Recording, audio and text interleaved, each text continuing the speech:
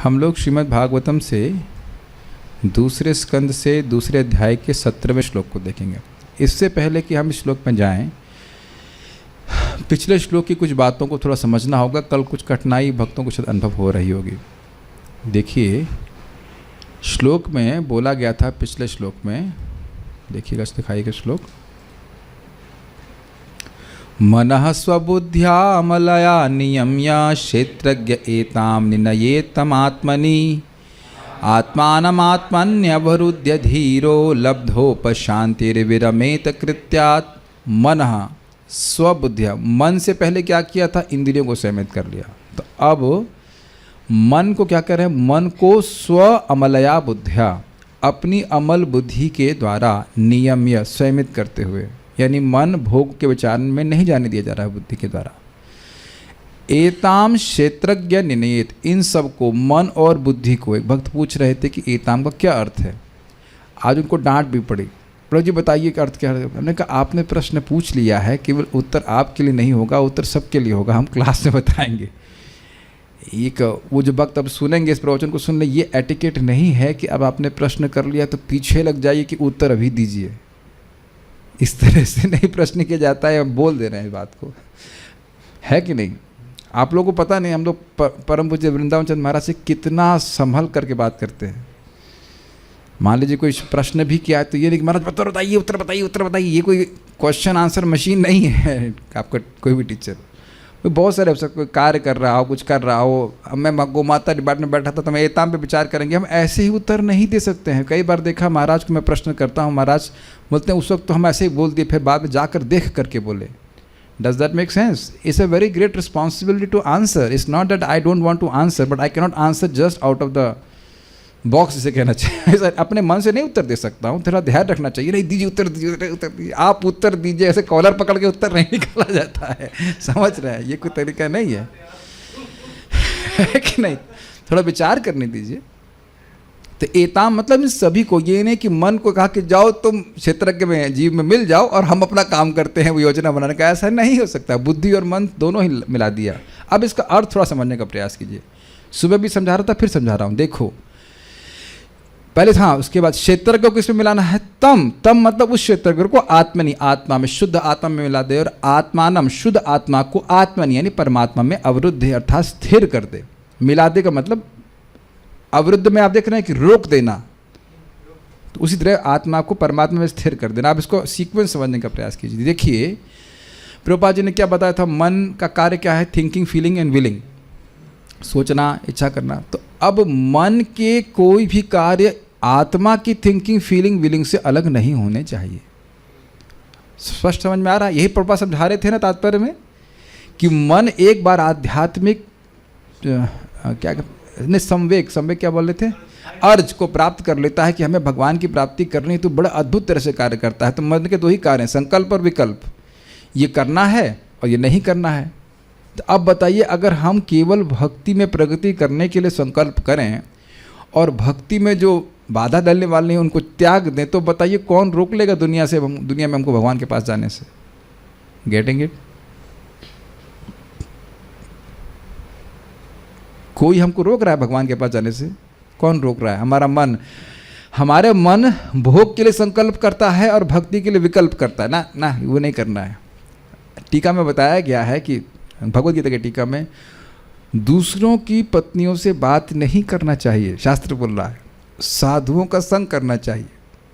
तो ये पहले वाले के प्रति तो व्यक्ति को जो है राग होगा, द्वेष होगा, क्यों नहीं करना चाहिए? करेंगे बात, सॉरी, राग होगा कि राग के कारण व्यक्ति करने, दूसरों की पत्नी से क्यों नहीं बात करेंगे। और साधु के पास संग करने से क्या मिल रहा है? उससे द्वेष करेंगे। तो इस राग और द्वेष के चक्कर में व्यक्ति फंसा रहेगा कि नहीं? अब उलट दीजिए इसको। यद्यपि उसको अच्छा लग रहा है दूसरों की पत्नी से बात करना, लेकिन वो नहीं करेगा। और यद्यपि साधु बहुत डांटते हैं और असली बात बोलते हैं, है कि नहीं, फिर भी वह संग करेगा। शास्त्र क्या आगे चलेगा तो पार हो जाएगा कि नहीं? तो इस प्रकार से मन को संयमित करना चाहिए। तो मन इस प्रकार से संयमित हुआ बुद्धि के द्वारा। बुद्धि ने कैसे संयमित किया बताइए? यह समझते हुए कि तुम्हारे लिए उपादेय क्या है, जीव के लिए फायदेमंद क्या है, शास्त्र श्रवण करके।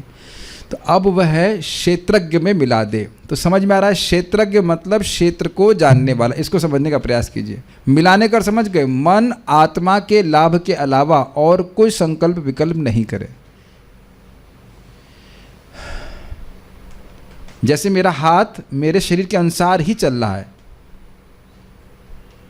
तो मन जो है आत्मा के विरुद्ध, आत्मा के लाभ के विरुद्ध और कुछ ना कर सके। ये समझ में आ गया?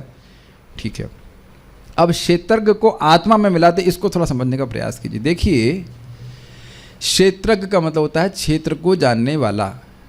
तो मैं उदाहरण दे रहा था, कल दिया था इको फार्म का, नहीं सुबह दिया था, कि देखिए मुझे इको फार्म की सेवा दी गई थी यहाँ पे। तो जैसे ही इको फार्म की सेवा दी गई, उससे पहले मैं 5 साल तक कभी गया ही नहीं वहाँ पे। तो जब दी गई तो मैं वहाँ जाके देखने गया कि वहाँ पे क्या उग रहा है। मैं फार्म नहीं हूँ, लेकिन अब मैं फार्म को जानने वाला हो गया। जो हमने साल भर या मोटा मोटी 1 साल देखा से, तो मैं कभी कभी बीच में जाता था और देखता था, यहाँ ये हो रहा है, अब ये करेंगे, अब वहाँ ये करेंगे। जब मैंने वो सेवा छोड़ दी तो अब मैं वहाँ का क्षेत्रज्ञ नहीं रहा। क्षेत्र अभी भी है, लेकिन हमारा उससे अब कोई सरोकार नहीं, हम अपनी सेवा देख रहे हैं दूसरी। तो मैं उससे सेपरेट हो गया कि नहीं? अच्छा, तो अब ये बताइए कि क्या आप अपने इंद्रियों और मन के प्रति सचेत हैं या नहीं हैं? बहुत सचेत हैं। जीव क्या चाहती है, क्या आँख चाहती है, क्या कान चाहता है, क्या आप इसके प्रति सचेत नहीं है अभी?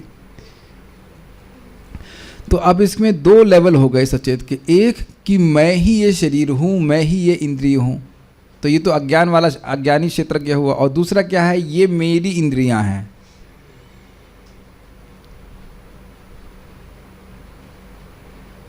दोनों में कुछ अंतर समझ में आ रहा है? ये मेरा मन है, ये मानना कि मैं ही ये मन हूँ, ये लोअर चेतना है। और अगर मैं मान रहा हूँ कि मैं ही ये मन हूँ, तो मन की थिंकिंग, फीलिंग और विलिंग से मैं अपनी पहचान करता हूँ कि मैं ये चाह रहा हूँ। मन में कोई इच्छा आती है तो हम ये सोचने लगते कि ये मैं चाह रहा हूँ। रोज़ तो एक काम करते हैं और यहाँ सब चुप बैठेंगे, ऐसा लग रहा है ना प्रभु जी ना, हम तो कभी ऐसा कुछ नहीं करते हैं कि नहीं, ना ना तौबा तौबा, ना मन की बात हम कभी नहीं, ना मेरी कोई मन से दोस्ती नहीं है। क्या यही मान के चल रहे हैं ना कि मन में जो आ रहा है बोलते जा रहे हैं? तो क्या मतलब, मन की इच्छा मतलब मेरी इच्छा। लेकिन अगर हम क्षेत्रज्ञ के रूप में अपनी पहचान करेंगे तो समझे कि ये मेरा मन बोल रहा है, तो कुछ थोड़ा ऊपर उठा, या एटलीस्ट ये मन बोल रहा है, और थोड़ा क्लियर कीजिए, ये मन बोल रहा है, ये इंद्रियां बोल रही हैं, इसे करने के लिए मैं बाध्य नहीं हूँ। तो दृष्टा जीव समझ में आ रहा है, देखने वाला जीव अभी भी भगवान को नहीं देख रहे हैं। क्या हम लोग भगवान को देख पा रहे हैं? जब मन और इंद्रियों को देख रहे हैं तो भगवान को नहीं देख पा रहे हैं। अब क्या मैंने एग्जाम्पल दिया है, तम आत्मनि क्षेत्रज्ञम तम आत्मनि, उस क्षेत्रज्ञ को आत्मनि में मिला दे। मतलब अब अगली एडवांस स्टेज क्या है कि उसका इन मन इंद्रियों से उधर ध्यान ही नहीं है। जैसे अब मैं इको फार्म के और मैं ध्यान ही दे रहा हूँ कि क्या हो रहा है क्या नहीं हो रहा है, लेकिन अभी भी भगवान नहीं दिख रहे हैं। तो कह रहे हैं आत्मा नाम, इस शुद्ध आत्मा को जिसने अपना संबंध इस भौतिक मन और बुद्धि से तोड़ लिया है, उसको अब परमात्मा में मिला दे। मतलब भगवान की तरफ देखे तो अब वो समझेगा कि अरे भगवान तो मुझको देख रहे हैं, मैं भगवान को नहीं देख रहा हूँ, भगवान तो मुझे नित्य ही देख रहे हैं। इसीलिए कहा गया ना कि दृश्य आत्मा हो जाएगा, कि मुझे भगवान के द्वारा देखा जा रहा है, बड़े प्रेम से देखा जा रहा है। ये भी आप समझ सकते हैं। तो भगवान की तरफ जब जीव ऐसे देखेगा तभी तो अनुभव करेगा कि मैं दृश्य हूँ। जब सोच रहा है कि मैं दृष्टा हूँ तो एंजॉयर की भावना रहती है, लेकिन जब देख रहा है मैं दृश्य हूँ, that means I am enjoyed, I am suppose to serve Krishna. फिर आप कहेंगे प्रभु जी मन बुद्धि से हटा लिया तो भगवान आत्मा देख कैसे रहा है? क्योंकि आत्मा की खुद की इंद्रियाँ होती हैं। सुखम आत्यंतिकम यत्तद बुद्धि ग्राह्यम अतीन्द्रियम। तो कुछ समझ में आ रहा है श्लोक इस प्रकार से?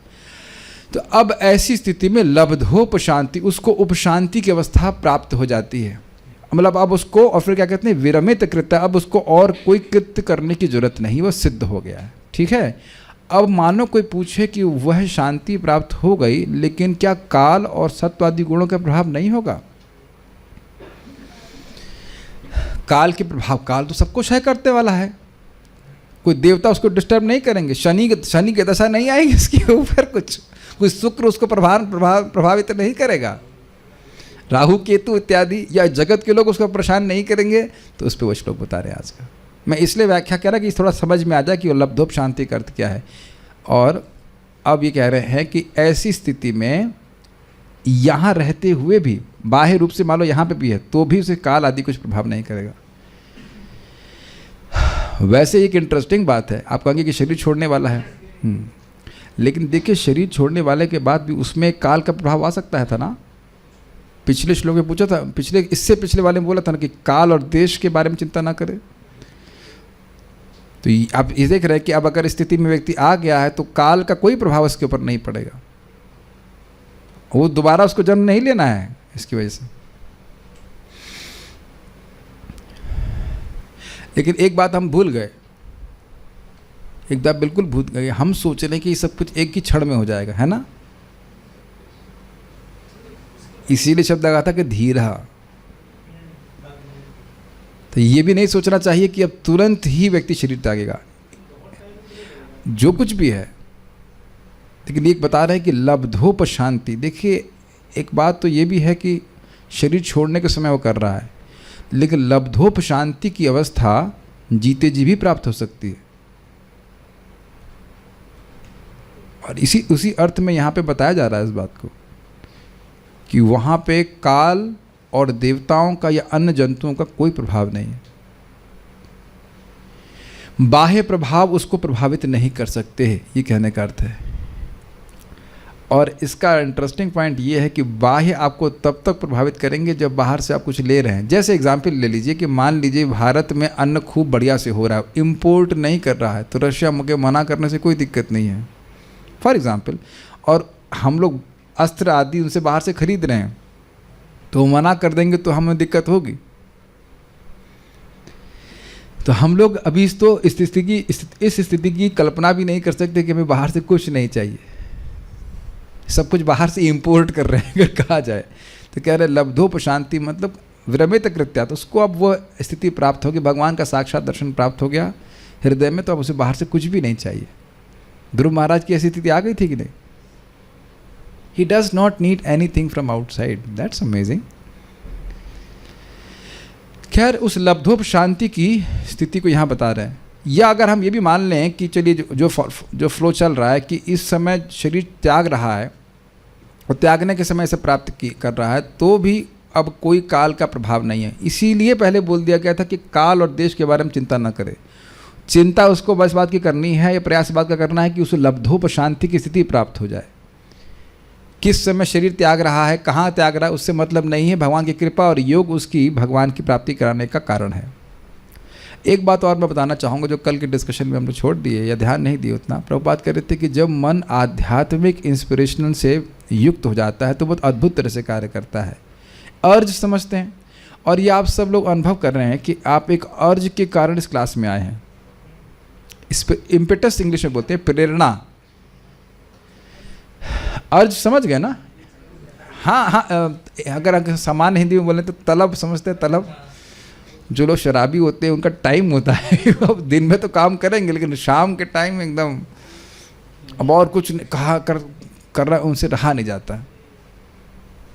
तो प्रभुपाद जी का प्रवचन अभी सुन रहा था, इतना सुंदर और प्रेरणादायक बात बोल रहे थे। कह रहे थे कि देखिए आप सब लोग जो भक्ति में आए हैं, आप पहली बार भक्ति नहीं कर रहे हैं।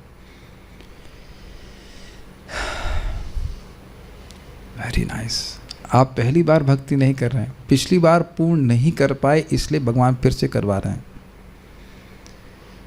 This is very nice. तो क्यों ना पूरा प्रयास किया जाए कि हम भगवान के पास ही चले जाएं।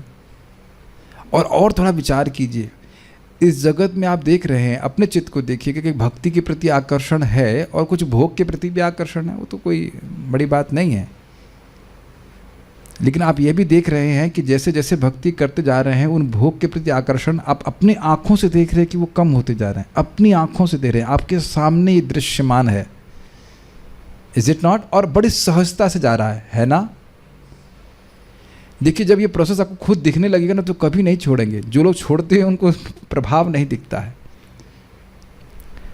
क्या ये समस्या सबके पास है कि नहीं? कुछ भौतिक आसक्ति भी है, और इधर देख रहे हैं कि श्रवण कीर्तन में भी कुछ रुचि है, कुछ करने की इच्छा करती है, तो इधर इसको बढ़ाते चले जाइए और ये अपने आप ही कम होता चला जाएगा।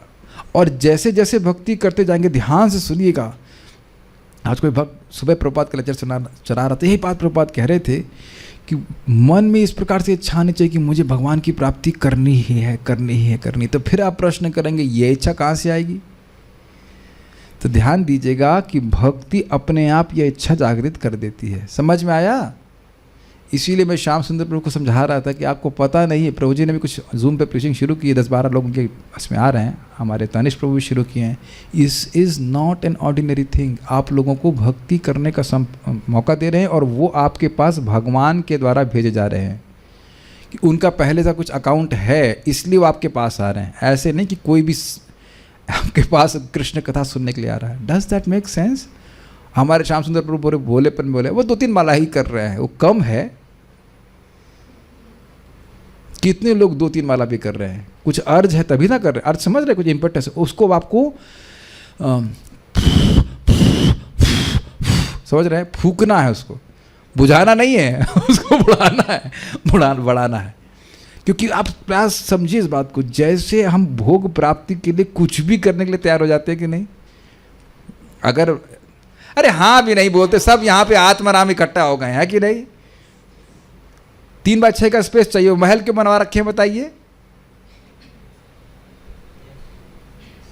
कर रहे हैं कि नहीं? तो इच्छा, जब इच्छा, अब देख रहे हैं कि जब भोग प्राप्ति की इच्छा है तो मन कुछ भी करने के लिए तैयार है, दोबारा मां के गर्भ में जाने के लिए भी तैयार है। Got it? कितना विचित्र से कार्य कर रहा है प्रभु। आपने भूल गए क्या प्रभुपाद जी के तात्पर्य को?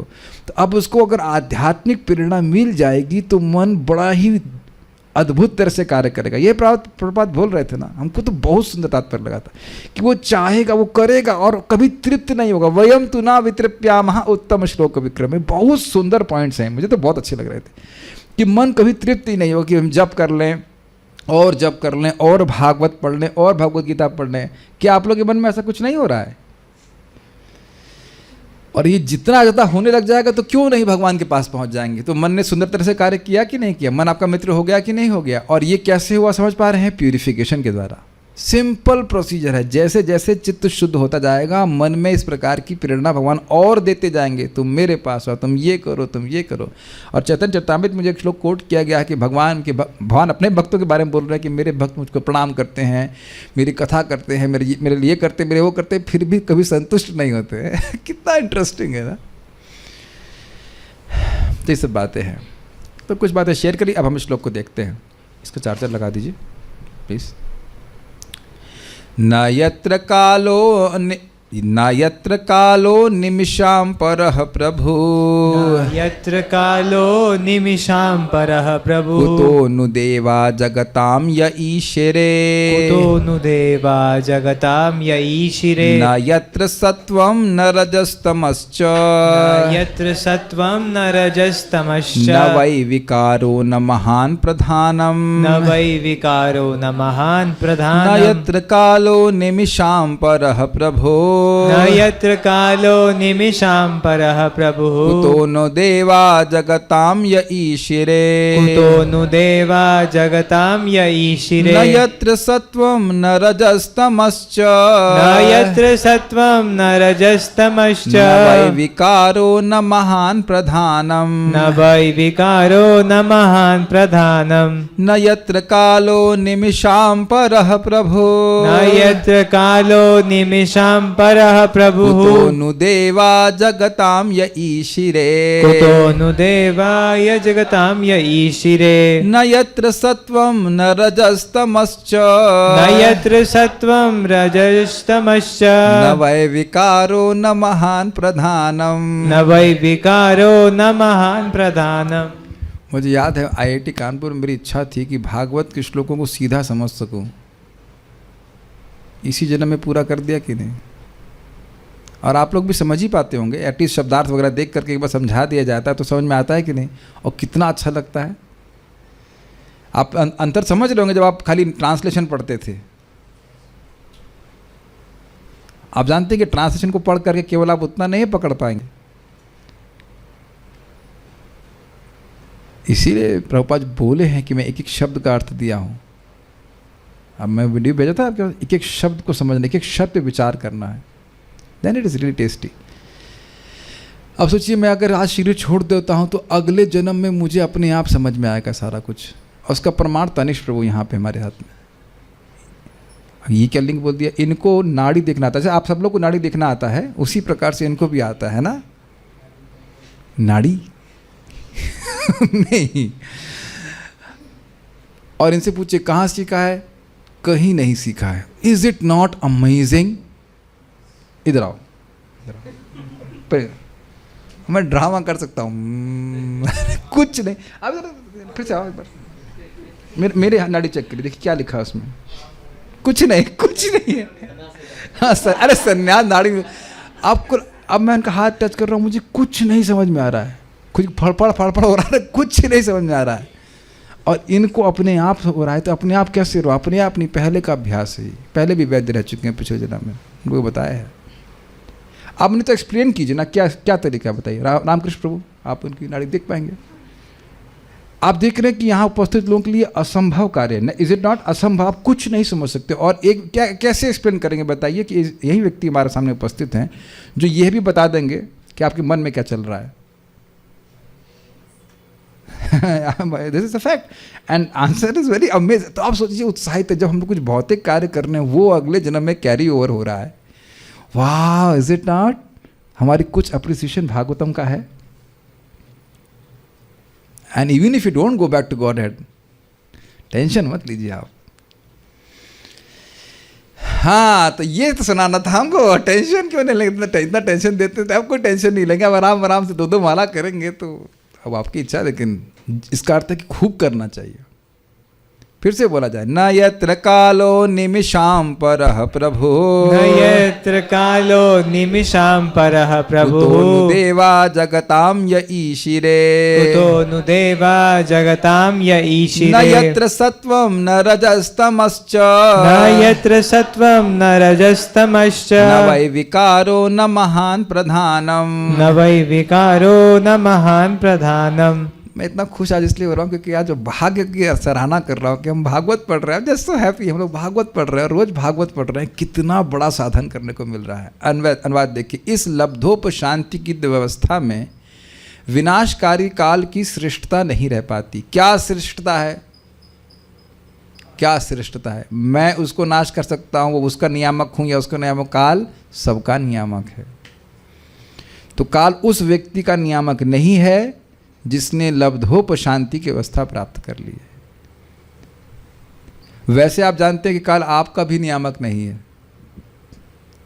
हरे कृष्णा कृष्णा कृष्णा हरे हरे, हरे राम राम राम हरे हरे। जितना समय हम भगवान की भक्ति में लगा रहे हैं, श्रवण कीर्तन में लगा रहे हैं, भागवत पढ़ रहे हैं, काल हमारा भी नियामक नहीं है। लब्धोप शांति तो आगे की बात है, जानते ही ना। काल हर वस्तु का क्षय कर रहा है और भक्ति का नहीं कर पाता, बेचारा नहीं कर पाता, लाचार हो जाता है।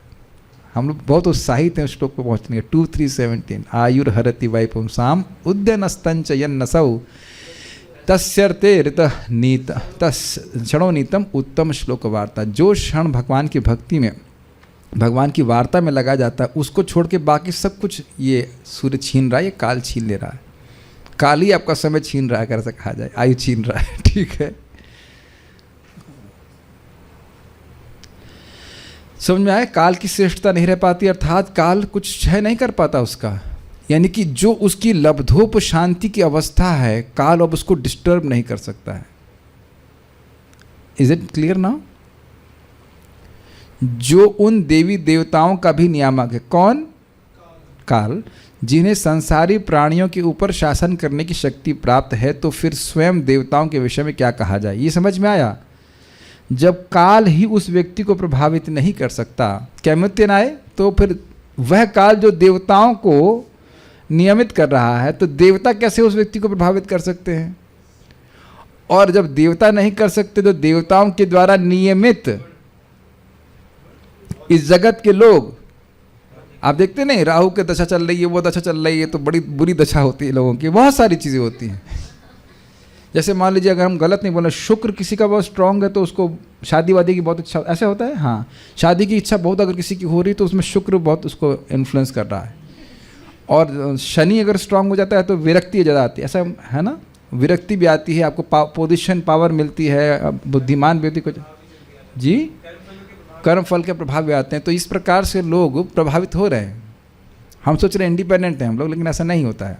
हम का मतलब जो लोग अब भक्ति नहीं कर रहे हैं उनकी बात हो रही है। तो जो लोग जगत के लोग हैं वह उसका नुकसान कैसे कर सकते हैं?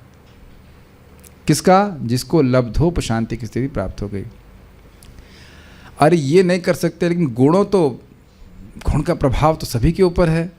तो कह रहे हैं इस अवस्था में न तो सतगुण रजगुण या तमोगुण रहते हैं, न ही मिथ्यांकार भौतिक कारणारव अर्थात महतत्व, और न भौतिक प्रकृति रह पाती है अर्थात प्रधान।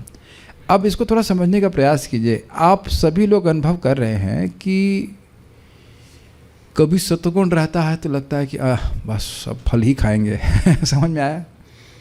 मतलब एकदम शांति रहती है। और रजोगुण आ जाता है तो बहुत दिक्कत होती है। देखा है, ये करना है, वो प्राप्त करना है, ये प्राप्त करना है, अगले जन्म में सब साथी तो लेके जाना है। और तमोगुण आया तो मुंह फाड़ने लगते हैं। बहुत दिन से देखा नहीं कि बिस्तर कितना लंबा है, जरा बिस्तर तो नापे। कुछ नहीं करने का मन करता है। कभी कभी आप चाहते हो कि मन सत्वगुण में रहे, लेकिन आता नहीं है। मानते हैं कि नहीं? अरे यार सब आप लोग सब ठीक है कि नहीं? एकदम लगता कि यार क्या है। तो परम पूज्य वृंदावन चंद्र महाराज ने बहुत सुंदर बात कही थी, बहुत सुंदर बात। महाराज की कोई बातें तो उनके लेक्चर में मैं ग्लॉस कर देता हूँ, मतलब इंटरनली, उनको बहुत अच्छा लगा था। कह रहे जब तक आप प्रकृति के गुणों में रहेंगे आपको ये फजीयत झेलनी ही पड़ेगी। मैं अपने भाषा में बोल रहा हूँ कि आप इस परेशानी से मुक्त नहीं हो सकते। इसलिए सोल्यूशन क्या है? लब्धोप शांति, इन गुणों के पार चला जाए। समझ में आया? जब तक बादल के नीचे रहेंगे तो आप समझ सकते हैं कहीं बादल बरस रहा है, कहीं नहीं बरस रहा है, कहीं बरस रहा है, कहीं नहीं बरस रहा है। लेकिन उसके ऊपर चले गए तो अब कहीं नहीं बरस रहा, आप सीधे सूर्य को देख रहे हैं। बड़ा इंटरेस्टिंग एग्जाम्पल है। बादल हैं तो बादल हैं तो आप सूर्य को नहीं देख पा रहे हैं, लेकिन बादल के ऊपर चले गए तो कब सूर्य को नहीं देखोगे? हमेशा सूर्य को देखेंगे। और बादलों की नीचे की अवस्था से आपको कोई प्रभाव नहीं पड़ेगा। अग्रीड? तो यही बात बोल रहे थे कि आत्मा परमात्मा को देख रही है, परमात्मा वो देख रही है कि परमात्मा उसको देख रहे हैं, मतलब बीच में कोई व्यवधान नहीं है। तो ये जो बादलों की अवस्था है, प्रकृति के गुणों के अंदर रहने वाली अवस्था से उसे पार हो जाएगा। अब ये बड़ा इंटरेस्टिंग है, ये आप गीता में भी सुनेंगे। प्रकृति के गुण जो से पारे व्यक्ति है वह इन गुणों को आता जाता देखता है हृदय में, बट न्यूट्रल रहता है। बड़ी अमेजिंग पॉइंट। प्रकाशम च प्रवृत्तिम च मोहम एवं च पांडवा, ऐसे करके श्लोक है कि प्रकाश सत्वगुण का प्रभाव देख रहा है, रजगुण का प्रभाव देख रहा है। प्रकाशम प्रवृत्ति मतलब रजगुण, और मोह तमोगुण, लेकिन उससे वो प्रभावित नहीं होता। हमको तो समझ में नहीं आया था इसका मतलब क्या, कई साल तक समझ नहीं आया। अब कुछ समझ में आ रहा है। आप हवाई जहाज में बैठ जाएं, ऊपर चले गए तो नीचे देख रहे हैं बारिश हो रही है। हाँ बारिश हो रही है, ठीक है कि नहीं? हाँ ठीक है, बारिश कहीं सूखा पड़ रहा है, देख जरूर रहे हैं लेकिन आप प्रभावित नहीं हो रहे। और यही बात भगवान ने गीता में बोली थी कि क्या श्लोक है 2.70 है ना, 71, आपूर्यमाणम अचल प्रतिष्ठम समुद्र महापः प्रविशन्ति यद्वत् तद्वत् कामयम प्रविशन्ति सर्वे सशांति मापनोति काम काम। सशांति मापनोति लब्धोपशांति। वो इच्छाएं आती रहती है मन में, लेकिन अब उसके प्रति वह उसको पूरा नहीं करता। जैसे श्रीपाद रामानुजाचार्य क्या बोल रहे हैं, मेरे को जब से भगवान की भक्ति को सुख प्राप्त हो गया, नए नए रस मिल रहे हैं, तो स्त्री संग आदि का विचार भी आता है तो मैं थूकता हूँ, ध्यान नहीं देते हो। He is not interested. मन में संस्कार आ भी सकता है लेकिन कोई प्रभाव नहीं पड़ेगा। तो कह रहे हैं कि सत्गुण रजगुण तमोगुण भी उस पर कोई प्रभाव नहीं दिखा सकते। मतलब सत्गुण ज्ञान के द्वारा मानता है मैं सही हूँ, मैं खुश हूँ। खुश हो तो यही रहो, हाँ ठीक है रहूँगा समझ में आ गया ना। और रजोगुण मुझे बहुत बड़ा व्यक्ति बनना है, बहुत बड़ा व्यक्ति बन रहा है। हमको इतना खुशी लग रही है। एक भक्त हमको बोल रहे थे, प्रभु जी हमको जो सैलरी मिल रही है उसमें संतुष्टि नहीं है, हमको ज्ञान तो है कि मैं आत्मा हूँ लेकिन और सैलरी प्राप्त करने की इच्छा है। और वही व्यक्ति मुझे मैसेज किया कि अब हम रिज़ाइन कर रहे हैं जॉब से। 1 साल के अंदर। देख रहे हैं कथा का क्या प्रभाव होता है। ये नहीं कि मैं बोल रहा हूँ, वो बात नहीं है। प्रभु, मुझे उससे बहुत विश्वास होता है कि हम तो क्या है, लेकिन प्रभुपाद जी की बातों को अगर कोई नियमित रूप से श्रवण करेगा, आचार्यों की, भागवतों की बात, तो देखो कितना परिवर्तन हो गया ना, प्लस से एकदम उधर बिल्कुल परिवर्तन। जो व्यक्ति अपनी सैलरी में 40,000 उनको मिलता, संतुष्ट नहीं थे, परिवार वाला कुछ नहीं था, लेकिन संतुष्ट नहीं थे और अधिक पाने की इच्छा थी, वो घूम करके जॉब को ही रिज़ाइन कर दिए कि ना, इससे तो हमारी भक्ति डाउन हो रही है। This is amazing. U turn नहीं, कृष्ण टर्न नहीं, U turn towards Krishna. You should turn towards Krishna. I am very happy, was very happy. भाई एक रिपोर्ट मिलती है ना, हमारा से खुद भी भक्ति में विश्वास बढ़ जाता है कि नहीं, भक्ति करते रहो, और स्पेशली श्रीमद् भागवतम का श्रवण करते रहे। ये जादू है भाई, सही में जादू है, लेकिन नित्य करना पड़ेगा। रोज लेंगे तब ऐसा प्रभाव होगा। रोज मीन्स एवरी डे। रोज does not mean once in a week or something, it will also have effect, but every day. ये समझ में आया। और तमोगुण का प्रभाव भी नहीं होगा। समझ रहे? तमोगुण मीन्स जो अधर्म है उसी को ही धर्म मानना इत्यादि, उसका प्रभाव, वो सभी प्रभाव वहाँ नहीं रहता। ठीक है। और ना ही मिथ्यांकार। Now you got it, now you got it. कितनी बार आप लोग सुनते हो ना कि हम लोग सुनते हैं कि हम आत्मा हैं, लेकिन हम समझ क्यों नहीं पाते हैं? तो मिथ्यांकार समझने देता नहीं है, तो वहाँ मिथ्यांकार की भी शांति हो गई, और महतत्वादि भी कोई प्रभाव नहीं दिखा पाएंगे। अन्वय देखिए, यत्र, उस लब्धोप शांति की दिव्य अवस्था में जहाँ अनिमिषाम, अनिमिषाम मतलब जिनकी पलकें नहीं झपकती। निमिष समझते हैं? देखने शब्द का उपयोग कितना सुंदर भागवत में। देवताओं को नहीं लिखा सीधे, अनिमिषाम। सुखदेव गोस्वामी जी सीधे नहीं बोलेंगे, कुछ टेस्टी चीजें बोलेंगे एकदम। अनिमिषाम, जिनकी पलकें नहीं झपकती। अच्छा, अनिमिषाम तो भगवान विष्णु को भी बोलते हैं, लेकिन यहाँ पे वह भगवान विष्णु अर्थ नहीं होगा, क्योंकि अनिमिषाम प्रभु और काल्हा, तो भगवान का नियामक काल नहीं है, तो यहाँ अनिमिषाम शब्द देवताओं के लिए। गॉट इट ना? वहाँ धूल नहीं उड़ती, जरूरत नहीं है कि नहीं। आप कहेंगे सोते कैसे हैं? आंखें, पता नहीं, देवता बनना चाहते हैं आप, देवता बनना चाहते हैं। सो सकते हैं, लेकिन झपकाने की जरूरत नहीं है, ऐसा कह सकते हैं। झपकाने की जरूरत, अरे छोड़ो, समझ गए आप। लिखा है अनिमिषाम मतलब देवताओं के लिए। देवता सो जाते हैं, देवता सोता, फिर आप संभालते हैं जगत को। देवताओं के प्रभु काल, अर्थात देवताओं के नियामक काल की नु, अर्थात निश्चित ही न परह श्रेष्ठता नहीं रह पाती। कुतः देवा, तो फिर स्वयं देवताओं के विषय में क्या कहा जाए? समझ में आ रहा है? उस लब्धोप शांति की अवस्था में वह काल जो देवताओं का देवताओं का नियामक है, प्रभु है, उसकी श्रेष्ठता नहीं रह जाती।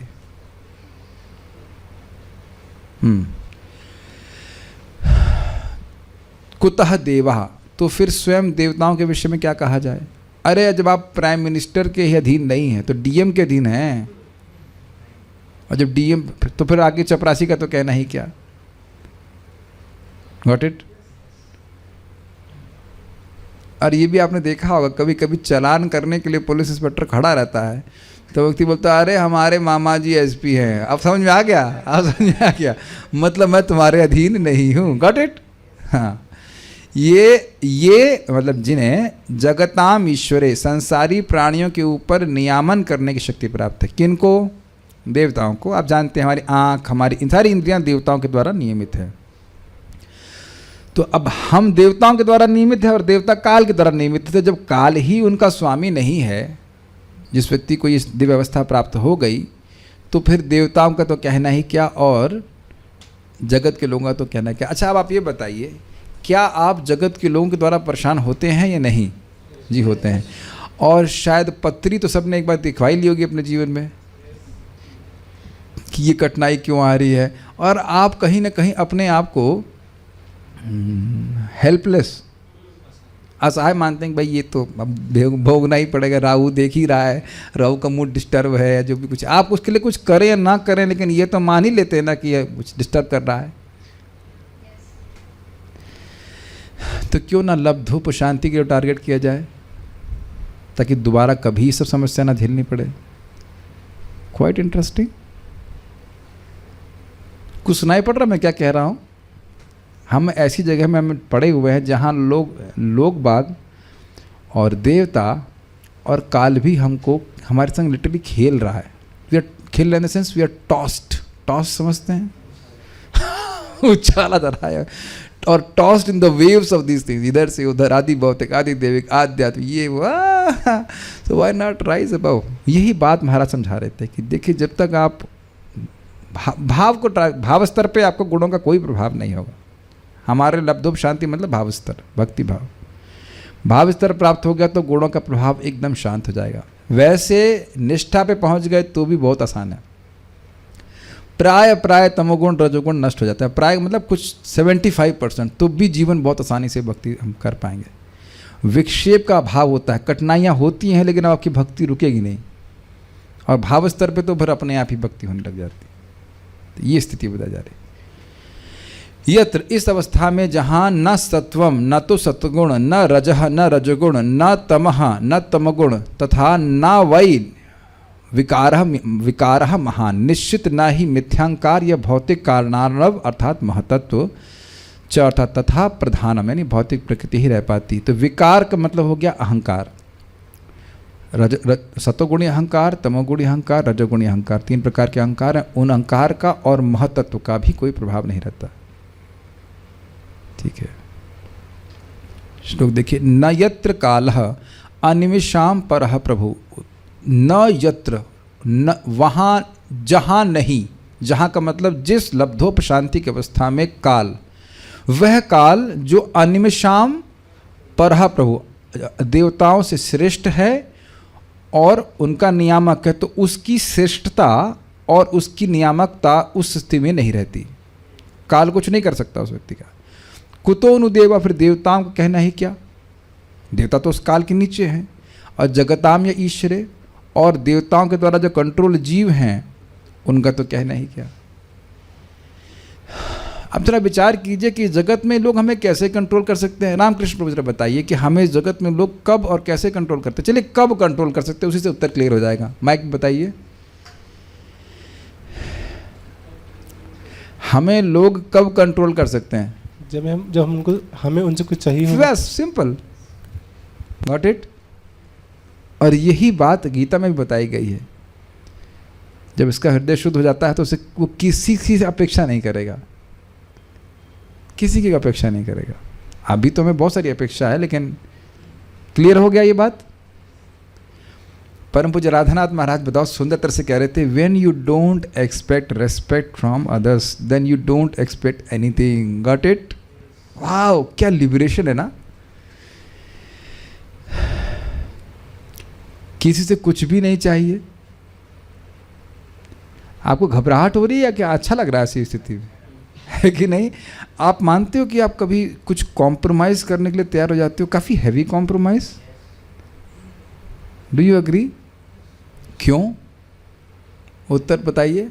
एक एक बात पे विचार कीजिए, कैसे लोग हमको नियमित करते हैं। क्यों हैवी? मतलब लाइक हल्का फुल्का कॉम्प्रोमाइज नहीं, बड़ा हैवी। भक्ति भी छूट जाए तो भी चलेगा, बट एक्चुअली हैवी कॉम्प्रोमाइज। क्यों?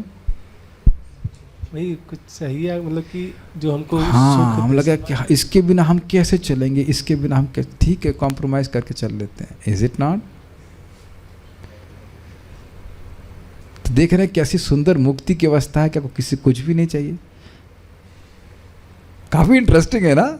आप अच्छा, अब हम कुछ किसी व्यक्तिगत नहीं पूछ रहे हैं, अपने हृदय में देख लीजिए कि कुछ तो है जहां आप सोचते हो कि इसके लिए तो मुझे दूसरे पे आश्रित होना ही पड़ेगा और मुझे ये करना ही पड़ेगा, है कि नहीं?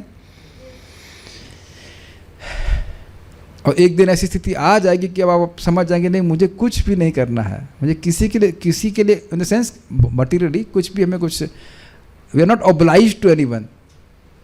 हम भगवान के हैं, भगवान की सेवा करेंगे, समाप्त। अब और क्लियर हो रहा है? भगवान सारी इच्छा सारी आवश्यकता भक्ति पूर्ण करने वाले हैं, तो और के पास आने की क्या जरूरत है? यही नहीं देख रहे छोटे बच्चे कहीं नौकरी करते हैं क्या? माता पिता ध्यान रखने वाले हैं और दे आर कॉन्शियस कि माता पिता ध्यान रखने वाले हैं। बच्चा जानता है सहज रूप से कि माता पिता ध्यान रखने वाले हैं, तो क्या नौकरी करने की जरूरत है? क्लियर हो रहा है ना? पिछले श्लोक से था ना कि वो भगवान को देखने लग गया। भगवान तो पहले से देख रहे हैं, भगवान देख रहे हैं। हम लोग जो अनाथता का अनुभव करते हैं वो इसलिए क्योंकि हम भगवान की ओर नहीं देख रहे हैं। ऐसा नहीं कि कोई और पालन कर रहा है, पालन भगवान ही कर रहे हैं, सब कुछ भगवान दे रहे हैं, लेकिन व्यक्ति अन्यों से आस क्यों लगा रहा है? अज्ञान के कारण। नहीं समझ में आ रहा है तो कह रहे हैं कि जगत के लोग कुछ नहीं कर पाएंगे। और देवता क्या कर सकता है? जिसकी रक्षा भगवान कर रहे हैं, देवता उसमें क्या कर सकता है बताइए? और काल, जब काल ही नहीं कर तब कोई प्रभाव दिखा पा रहा है। और इसी बात को यमराज जी कहते हैं, नवयम नवयः। नवयम मतलब हम का मतलब ब्रह्मा जी, हम सब लोग। ब्रह्मा जी, यमराज कहते हैं मैं भी बड़ा खतरनाक आदमी हूँ मैं ये कोई नहीं भक्तों पे प्रभाव दिखा सकते, और काल भी प्रभाव नहीं दिखा सकता। तो भक्त तो बुढ़े होते हुए दिखते हैं, वो तो शरीर की बात कर रहे हो, भक्ति थोड़ा कम हो रही कुछ। आज ही परम पूज्य लोकनाथ महाराज के बारे में बता रहे थे सनक सनातन प्रभु कि 4 घंटा महाराज अभी भी कीर्तन कर सकते हैं। 70 ईयर्स, 71, 74 कीर्तन। कहाँ पे? अबले 5 से 8। वाह, दैट्स अमेजिंग। बताइए। और नहीं तो इस समय तक तो लोग सोच रहे थे लब्धोप शांति, शांत हो जाए और बस। आप ये देख रहे हैं कि कैसे महाराज का मन आध्यात्मिक प्रेरणा से आगे उनको प्रेरित करता जा रहा है, because of his pure conscious. That's why, इसीलिए बारंबार हमारे हित के लिए नियम बताए जाते हैं कि क्यों तुम इस प्रकार से शुद्ध होकर लगे रहो शुद्धिकरण के लिए, वो हमारे लिए अच्छा है। जितना हृदय शुद्ध होगा उस प्रकार से हम इंडिपेंडेंट होते जाएंगे। गॉट इट जी? अभी प्रश्न करना शुरू कर देंगे? नहीं ना, यत्र सत्यम एंड में पूछना पड़ेगा। और कहे कि भाई काल आदि का प्रभाव नहीं, लेकिन भाई गुणों का प्रभाव तो हर जगह है। भगवान तो कहते हैं जगत में कोई भी व्यक्ति नहीं जो गुणों से मुक्त हो जाते, कहते हैं न यत्र, उसी स्थिति के बारे में, उसमें न सत्व न रज और न तम का प्रभाव है, न वह विकार न अहंकार का प्रभाव है, न महान यानी महत्व का प्रभाव है, और न ही प्रधान का। और वह शब्द अवधारणा के लिए, अवधारणा मतलब निश्चितता के लिए कि ऐसा ही है। ओके श्रीधरी, न यत्र इत्यादि श्लोक के द्वारा उपर्युक्त अवस्था का प्रतिपादन करते हुए कहते हैं जिस ब्रह्मरूप आत्मा के विषय में काल प्रभु नहीं है, अर्थात काल कुछ भी करने में समर्थ नहीं होता, काल कुछ नहीं कर सकता उसका। अब जो अवस्था प्राप्त हो गई वो अवस्था प्राप्त हो गई, वह अवस्था से वह कभी च्युत नहीं हो सकता। ये भी अर्थ है ना कि आपने कुछ सफलता प्राप्त करी, उसे काल काट दिया, अगले जन्म में फिर से शुरू करो, कहते हैं ना, वह सब नहीं हो सकता। नारद जी के इसमें देख चुके हैं, व्यासदेव यही पूछे रहे हैं कि पिछले ब्रह्मा जी के दिन की बात आपको आज तक याद है? अब स्पष्ट हो गया, सब भूल जाओ। हमारे भक्तों में काल का बड़ा प्रभाव दिख रहा है। यहाँ प्रश्न किया, कहते हैं एक व्यासदेव जी प्रश्न किए थे कि अरे भाई काल तो सब पे प्रभाव दिखाता है, और आपको ब्रह्मा जी के पिछले दिन की बात याद है? आप लोगों को भी तो याद है ना? सिर्फ मुझे भी याद नहीं है। याद नहीं है कि एंजॉय कर रहे थे, अज्यूम कर ले रहे हो, सही है दमशन है कि पिछले ब्रह्मा जी के दिन में भी हम कुछ भोग ही कर रहे थे। किस रूप में कर रहे थे? बैक्टीरिया के रूप में। Leave that point. लेकिन पॉइंट इज ये कि तो व्यासदेव जी को बड़ा आश्चर्य हुआ कि आपको अब तक कैसे याद है? तो प्रमाण हो गया ना। तो कहते हैं महाविष्णु की कृपा से कहीं मेरे मुझे स्मृति रहती है ऐसे। कई बार लोग कहते हैं भगवान के पास वापस जाएंगे तो याद रहेगा, तो हाँ प्रमाण है, याद रहेगा। नारद जी को याद है कि क्या कर रहे थे भौतिक जगत में, तो ये प्रमाण हो गया काल नष्ट नहीं करता। ठीक है, तो काल के द्वारा निमित्त देवता अथवा मनुष्य क्या कर सकते हैं, स्पष्ट कर दिया गया है। अब प्रश्न उठता है कि उस आत्मा के स्वरूप के विषय में काल, देवता अथवा मनुष्य कुछ भी क्यों नहीं कर पाते हैं? तो उसके उत्तर में बतलाते हैं कि जीव की यह स्थिति निरुपाधिक है। निरुपाधिक, उपाधि से ग्रसित जीव है ना, कि मैं मान रहा है कि मैं मन हूँ, मैं बुद्धि हूँ, या मैं शरीर हूँ, अहंकार के कारण हो रहा है। तो जो सोपाधिक अवस्था में ही जीवात्मा पर कालादि का प्रभाव होता है। जब जीवात्मा मिथ्यांकार से युक्त है तभी वह इससे प्रभावित होगा। जब वो बादल के नीचे है तभी प्रभाव होगा, बादल के ऊपर गया तो कुछ प्रभाव नहीं है। ओके, ठीक है भाई। एक और बात सोचिए ना, जीव पे प्रभाव तो कुछ हो नहीं रहा है वस्तुतः। जीव न सते विद्यते भाव न भाव विद्यते सतः, तो आत्मा तो अपरिवर्तनशील है। हो क्या रहा है कि जो परिवर्तनशील वस्तु है उससे अपनी पहचान कर रहा है, इसीलिए यहाँ उपाधि शब्द कहा गया है।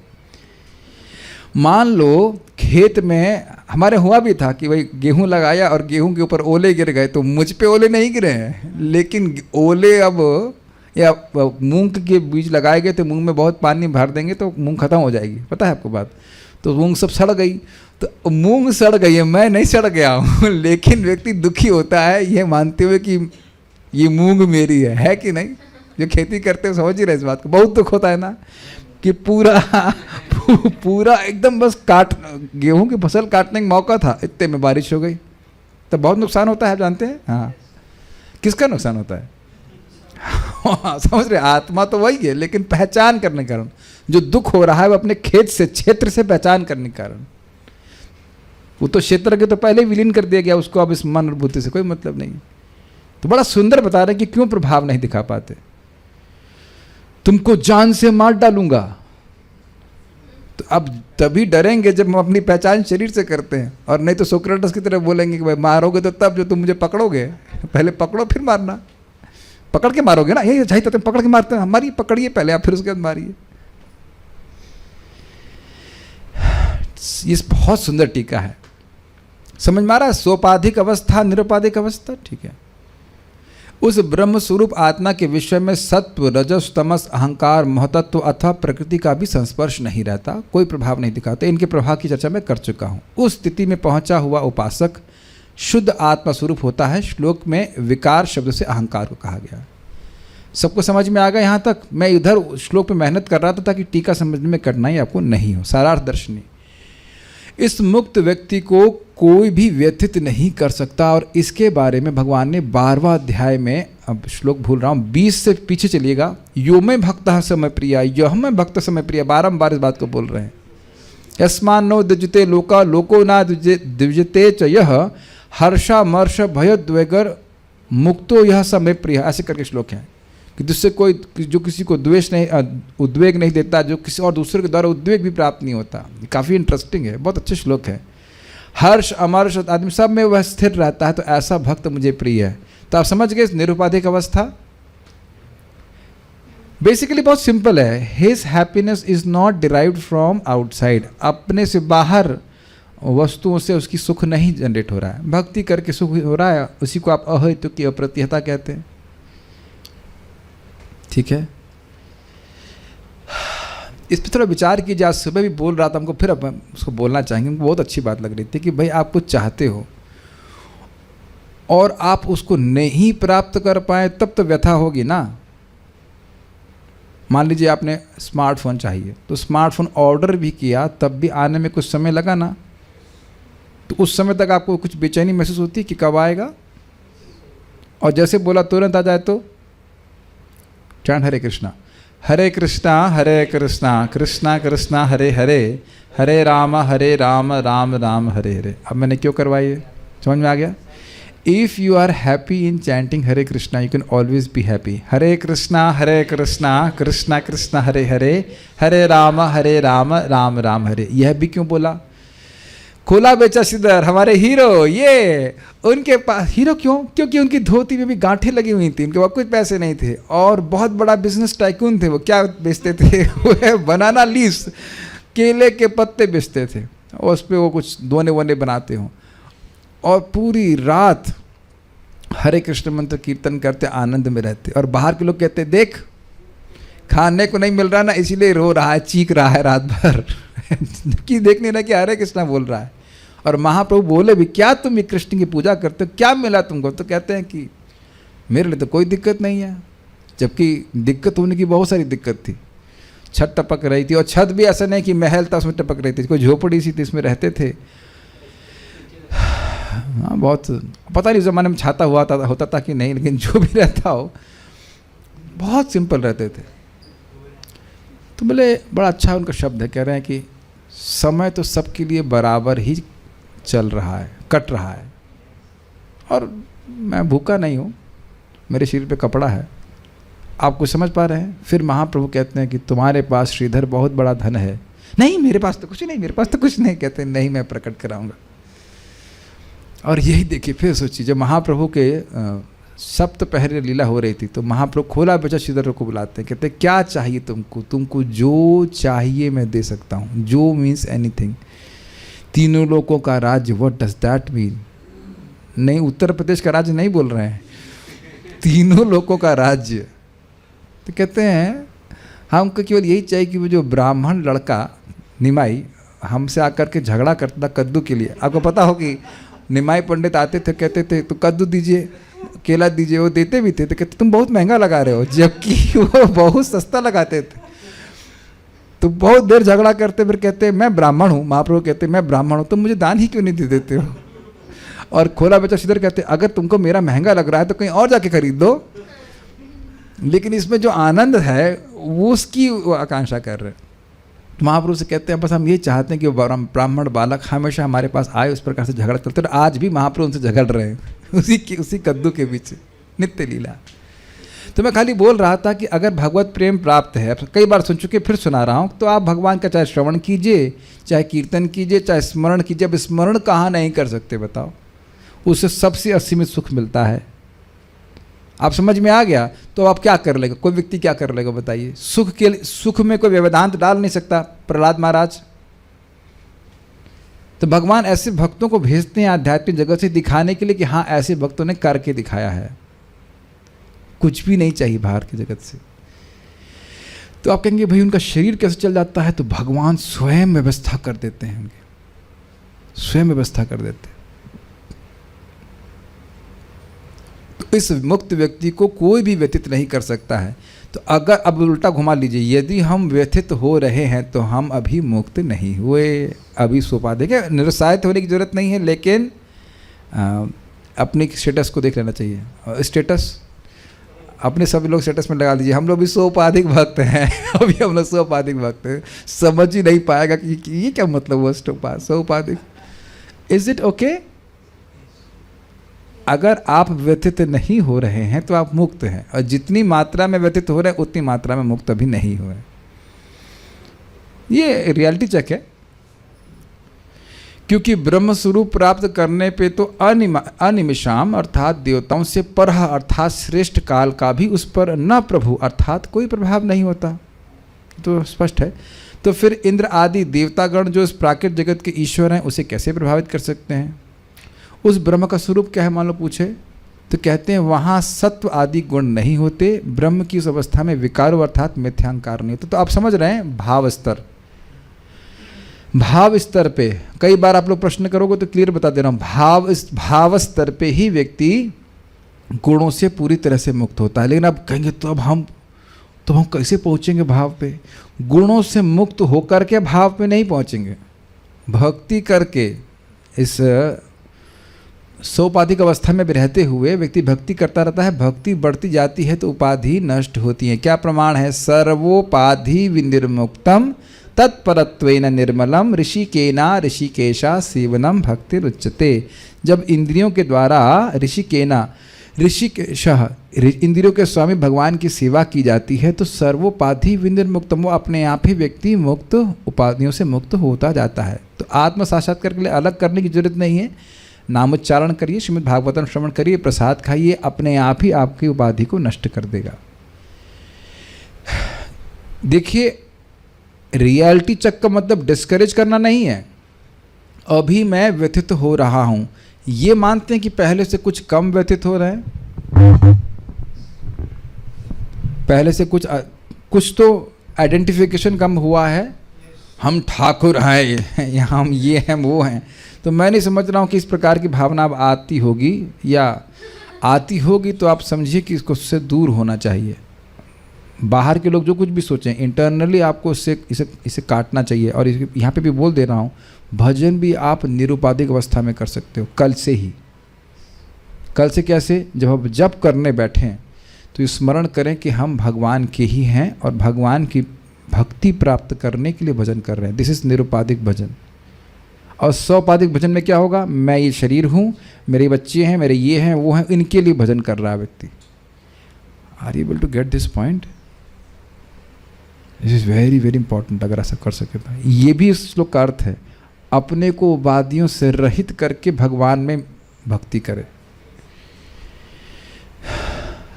समझ में आ रहा है? संबंध ज्ञान का भले उनको रियलाइजेशन नहीं है, लेकिन ये समझते हो कि मैं भगवान का एक ही अंश हूं, उनको प्रसन्न करने के लिए कर रहा हूं, बुझ बुद्धि का विवेक का उपयोग करके।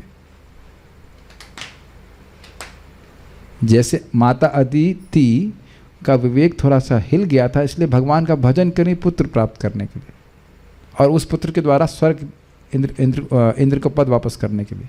और बाद में स्वीकार भी करती हैं कि हमें ऐसा नहीं करना चाहिए था।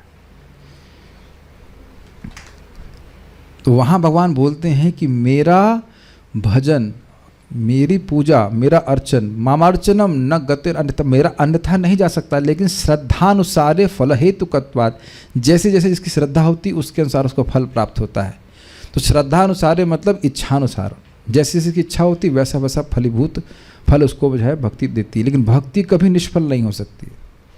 तो बुद्धिमानी करके व्यक्ति को प्रेम प्रयोजना भक्ति करनी चाहिए, जो आप कल से भी कर सकते हो। Is it okay? और एटलीस्ट उन लोगों के लिए तो बहुत ही आसान है जिनकी अब रोटी फिक्स हो गई है। कुछ लोग हो सकता तो चिंता हो कि भाई नौकरी कैसे करेंगे, ये होगा वैसे होगा, तो शायद उनके लिए कुछ थोड़ी कठिनाई भी हो। मैं नहीं कह रहा हूँ कि असंभव है, लेकिन कुछ हो सकता है। लेकिन बहुत से भक्तों की तो अब सब व्यवस्था हो गई है ना। नहीं, उतनी नहीं हुई भगवान प्रभु जी जितना होनी चाहिए, वो आपकी इच्छा है। लेकिन खोरा बेचर सीधर से तो अधिक ही है। कोई देखिए कुछ कपड़े में कोई गांठ वाँठ तो नहीं बांधनी पड़ रही है आप लोगों को, जस्ट चेक कर लीजिए है कि नहीं। प्रभु जी छत थोड़ा लीक कर रही है ठीक है, लेकिन हरे कृष्ण ये सीलन चली जाए, हरे कृष्ण सीलन, ऐसा तो नहीं करना चाहिए ना। Because when it is done in that way it is most effective. भक्ति सबसे तेजी से काम करती है जब आप भगवत प्रेम प्राप्त करने के लिए भजन कर रहे हैं। प्लीज़ इस बात को समझिए, मैं कई बार रिपीट कर रहा हूँ, क्योंकि बात एकदम से क्लिक नहीं करती है। चाहे मतलब ऐसा नहीं कि आप 64 माला कर रहे हैं, नहीं 16 माला भी कर रहे हैं, लेकिन उद्देश्य भगवान की निस्वार्थ सेवा है, तो वो बहुत अधिक प्रभावशाली है। मैं इसलिए बोल रहा हूँ, परम पूज्य राधा गोविंद महाराज से पूछा गया था, महाराज भक्ति में भाव महत्वपूर्ण है कि क्रिया? तो स्पष्ट महाराज बोले भाव बहुत महत्वपूर्ण है। वही प्रपाद एटीट्यूड के बारे में बोलते हैं, निष्काम भावना से भजन करने का प्रयास कीजिए। वैसे कोई भी चाहे कैसे भी करो, भक्ति अच्छी बात है, लेकिन रियली प्रगति करना चाहते हैं तो निरुपाधिक भजन कर सकते हैं। ये बहुत टफ टॉपिक है, आप मेरी बात समझ पा रहे हैं? आप कहेंगे उपाधि तो है प्रभु जी, हम तो मान रहे हैं हम शरीर है ना। भजन करते समय तो कम से कम आप इस बात को छोड़िए कि मैं इस शरीर का हूँ, मुझे नौकरी करने जाना है, ये करना वो करना। इसीलिए बार बार पीछे लग के बोला जाता है कि सुबह उठ के भजन कीजिए। 7 बजे के बाद आपकी उपाधि वैसे एक्टिवेट हो जाती है, ये करना है, वो करना है, ऐसा करना है, वैसा करना है। Is it not? और ये आपने देखा है कि सुबह ऐसा कुछ हल्का रहता है मामला। सुबह उठ के आप जब कीजिए, देखिए कितने आसानी से आप भजन कर लेते हैं। इसके लिए मैं डांटता भी हूँ, बहुत बार आप लोग डांट खाए होंगे इस प्रकार से, जब मैं देख लेता हूँ कि भाई बिड़ करना शुरू कर दिया, ध्यान नहीं दे रहे हैं कि जब कितना महत्वपूर्ण है। उस समय प्रयास कीजिए कोई भी बात नहीं करनी चाहिए, जितना हो सके सुबह सुबह अपना माला पूरा कर लीजिए। There is at least some opportunity to do this निरुपाधिक भजन। नहीं क्लिक करता लोगों को, क्या कर सकते हैं? यही कर सकते हैं कि बार बार बोलते रहें बाल प्रबोधिनी बच्चों के लिए। लेकिन इस प्रकार अंतकाल में भगवान में आत्मसमर्पण के द्वारा क्या हो जाएगा? यदि यह अपेक्षा हो, आपने कहा मिल जाए तो संसार के हेतु जो काल आदि हैं, काल कर्म के प्रभाव से जीव को दोबारा जन्म लेना पड़ता है। तो अब वो भी और क्लियर हो गया कि एकदम अब मृत्यु की अवस्था की बात करें तो काल का प्रभाव नहीं, काल उसको जन्म नहीं दे सकता है दोबारा। अब तो क्लियर हो गया। संसार का हेतु भी काल है। संसार नहीं, संसार का हेतु समझिए। संसार का मतलब संसरती थी संसार। संसार का मतलब भौतिक जगत नहीं हो रहा है। संसार मतलब हमारा दोबारा जन्म लेना, उसका हेतु काल आदि जो है। काल आदि बोल रहा है क्योंकि काल केवल नहीं है, काल है, देवता है, इज इट नॉट? हमारे कर्म हैं, गुण हैं, वो सब जो है उनके सामर्थ्य के अभाव से किसके सामर्थ्य के अभाव से? काल के सामर्थ्य के अभाव से, गुण के सामर्थ्य के अभाव से। अब वहाँ उसका कोई सामर्थ्य नहीं चल रहा है। उस लब्धोप शांति की अवस्था में उनके द्वारा प्राप्त संसार दुख की निवृत्ति और परमानंद की प्राप्ति होती ही है। इस आशय से लब्धोप शांति की अवस्था में काल आदि कुछ भी नहीं कर पाते, इसका वर्णन हो रहा है। Are able to follow? और आप चीज़ देखने से हो क्या रहा है, हम है नहीं उस अवस्था में, लेकिन इच्छा आ रही है। This is not bad. आप में से कितने लोग भाव भक्ति नहीं प्राप्त करना चाहते हैं? वेल, मिल जाए तो व्हाई नॉट। सुनाई पड़ रहा है आपको? इसीलिए सुनना चाहिए। जब व्यक्ति इस प्रकार के उच्चतर अवस्था के बारे में सुनेगा तब वो प्रयास करना शुरुएगा। क्योंकि न्यूज़पेपर में तो चल रहा होती ही रहती है कि आज इधर लालू वटेवर जो भी व्यक्ति हैं उनको लब्धोप शांति की अवस्था प्राप्त हो गया है कि नहीं। This is rarest of the rare. IIT की सारी किताबें आप पूरी लाइब्रेरी छान दीजिए, आप कल्पना नहीं कर सकते कितनी बड़ी लाइब्रेरी है। कहीं शायद एक शब्द नहीं मिलेगा लब्धोप शांति, एक्सेप्ट प्रभुपाद की भागवतम जो उस सेक्शन में रखी, इसका स्मरण मैं कर सकता हूँ बस। इट्स लाइक सूर्य रखा हुआ है उसमें और बाकी सब अंधकार। छानते रही, लोग छान भी रहे हैं, अंधकार में कुछ दिख जाए। काफी इंटरेस्टिंग है, नया शब्द, नया कंसेप्ट। अंधकार में कुछ दिख जाए, आंखें बड़ी करके चश्मे लगा लगा करके देख रहे कि अंधकार में कुछ दिख जाए, लेकिन कुछ नहीं दिखेगा। काफी इंटरेस्टिंग है ना कि we are kind of unique in this market. कि लब्धोप शांति की अवस्था का वर्णन प्रभुपाद के ग्रंथों में, आचार्यों की टीकाओं में समझाएगा, नहीं तो कहीं नहीं मिल रहा। And somehow that we have access to it. सब क्यों? Don't ask that. बहुत हमको अच्छा लग रहा है। समझ में आ रहा है कि काल के प्रभाव से दुख मिलता है कि नहीं, गुणों के प्रभाव से। तो वहां जब उसका कोई सामर्थ्य नहीं तो वो सब मिलेगा नहीं, दुख निवृत्ति हो जाएगी और भगवान की का अनुभव करने से परमानंद की प्राप्ति हो रही। तो इसलिए उस लब्धोप शांति की अवस्था का वर्णन यहाँ पर है। इस प्रकार से उस सिद्धि की अवस्था के सर्वश्रेष्ठत्व को कहने के लिए न इत्यादि 2 श्लोक कह रहे हैं, ये और उसके अगला वाला। सर्वश्रेष्ठत्व मतलब देखिए, जगत के लोग हैं, उनसे श्रेष्ठ देवता, उनसे श्रेष्ठ काल, और काल से श्रेष्ठ ये लब्धोप शांति की अवस्था। Got it? समझ में आया? यत्र अर्थात जिसको भगवत प्राप्ति हो चुकी है, स्पष्ट है। और अनिमेषाम अर्थात ब्रह्मा आदि देवता का भी जो परह अर्थात नियंता है, वह काल भी जिसका प्रभु नहीं है। ब्रह्मा जी से परे वह काल जो ब्रह्मा जी के परे है, वह इस व्यक्ति का प्रभु नहीं है। इधर ओके? अर्थात कुछ भी करने में समर्थ नहीं है। प्रभु का अर्थ आपने बार बार क्या सुना है? समर्थ, सब कुछ करने में समर्थ। कर्तुम अकर्तुम, सर्वथा कर्तुम अन्यथा कर्तुम, ऐसे करके शब्द सुने थे ना। कुछ भी करने में समर्थ है, जो कुछ हो गया उसको वापस पलटने में समर्थ है, सब कुछ। तो यहाँ समर्थ नहीं है। कितना ये हल्के में मत लीजिएगा। काल को रोकने की गति किसके पास है बताइए? और यहाँ कह रहे काल कुछ नहीं कर पा रहा। कितनी विशिष्ट अवस्था है। तो उस काल के द्वारा नियमित देवता तो ऐसे व्यक्ति पर क्या प्रभाव दिखा सकते हैं? फिर देवताओं के द्वारा नियमित मनुष्यों का क्या कहना? स्पष्ट है। यह कैमित्य न्याय से सूचित किया जा रहा है, यह भी स्पष्ट है। यस बोलो। हाँ ठीक है। हम भी लंबा लंबा क्लास नहीं खींचना चाहते हैं, यस बोलते रहिएगा, ठीक है। आप लोग सोच रहे हैं कब बोलना है, बता दिया करिए। यह कैमित्य न्याय से सूचित किया जा रहा है, यह कहते हुए कि देवता जगताम अर्थात जगत के प्राणियों के ईश्वर हैं अर्थात नियामक है, यह अर्थ है। तो देवताओं को थोड़ा इस जगत से अलग दिखा रहे हैं। कहने का अर्थ समझ रहे हैं, जगताम से जगत के प्राणियों की बात हो रही है, जगत के ईश्वर हैं, ठीक है। इस प्रकार काल आदि के प्रभुत्व के अभाव में भी सत्व आदि का तो वहाँ प्रभुत्व हो सकता है। काल का प्रभाव नहीं तो गुणों का प्रभाव होगा। यदि यह शंका हो तो आगे कहते हैं कि वहाँ सत्व आदि का भी प्रभाव नहीं। वैसे ये तो प्रश्न थोड़ा अलग हमको लग रहा था, क्योंकि देखिए सत्व आदि भी काल के प्रभाव में ही एक्टिवेट होते हैं। जानते ही हैं कि प्रधान में सत्वगुण रजोगुण तमोगुण बराबर साम्यावस्था में रहते हैं, तो उस पर जब काल का प्रभाव होता है तब ये एक्टिवेट होते हैं।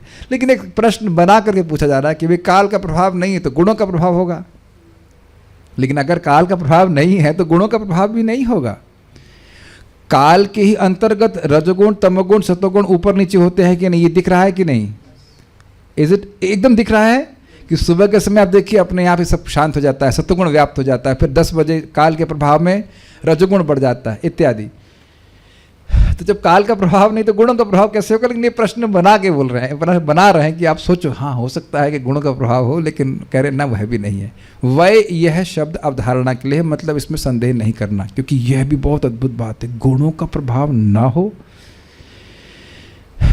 और कुछ क्षण के लिए महाराज से बात, महाराज बड़ा विनोद करते हैं, अरे गुणों से ऊपर की बात छोड़िए, कुछ देर के लिए सस्पेंड हो जाए गुण, यही बहुत बड़ी बात है। समझ आया क्या? सस्पेंड हो रहे हैं, रुको भाई रुक जाओ, बाद में काम करना, उस समय तक तुम थोड़ा समय तक उस चित्त को प्रभावित नहीं करो। कॉन्स्टेंटली व्यक्ति लगा पड़ा रहता है गुणों में। हाँ कुछ पूछ रहे थे, माइक पूछिए। एक समझ में आ रहा है कि जो गुण है प्रकृति के, वो तो काल के प्रभाव से होने से पहले भी रहते हैं। हाँ लेकिन वो प्रभाव नहीं दिखा सकते, प्रभाव वो गुणों के वो काल के अंतर्गत लगा रहे हैं। तो हाँ। ये प्रश्न से बना रहे हैं बस। अब आप पूछिए कि पूछ रहे देवताओं के बारे में क्या।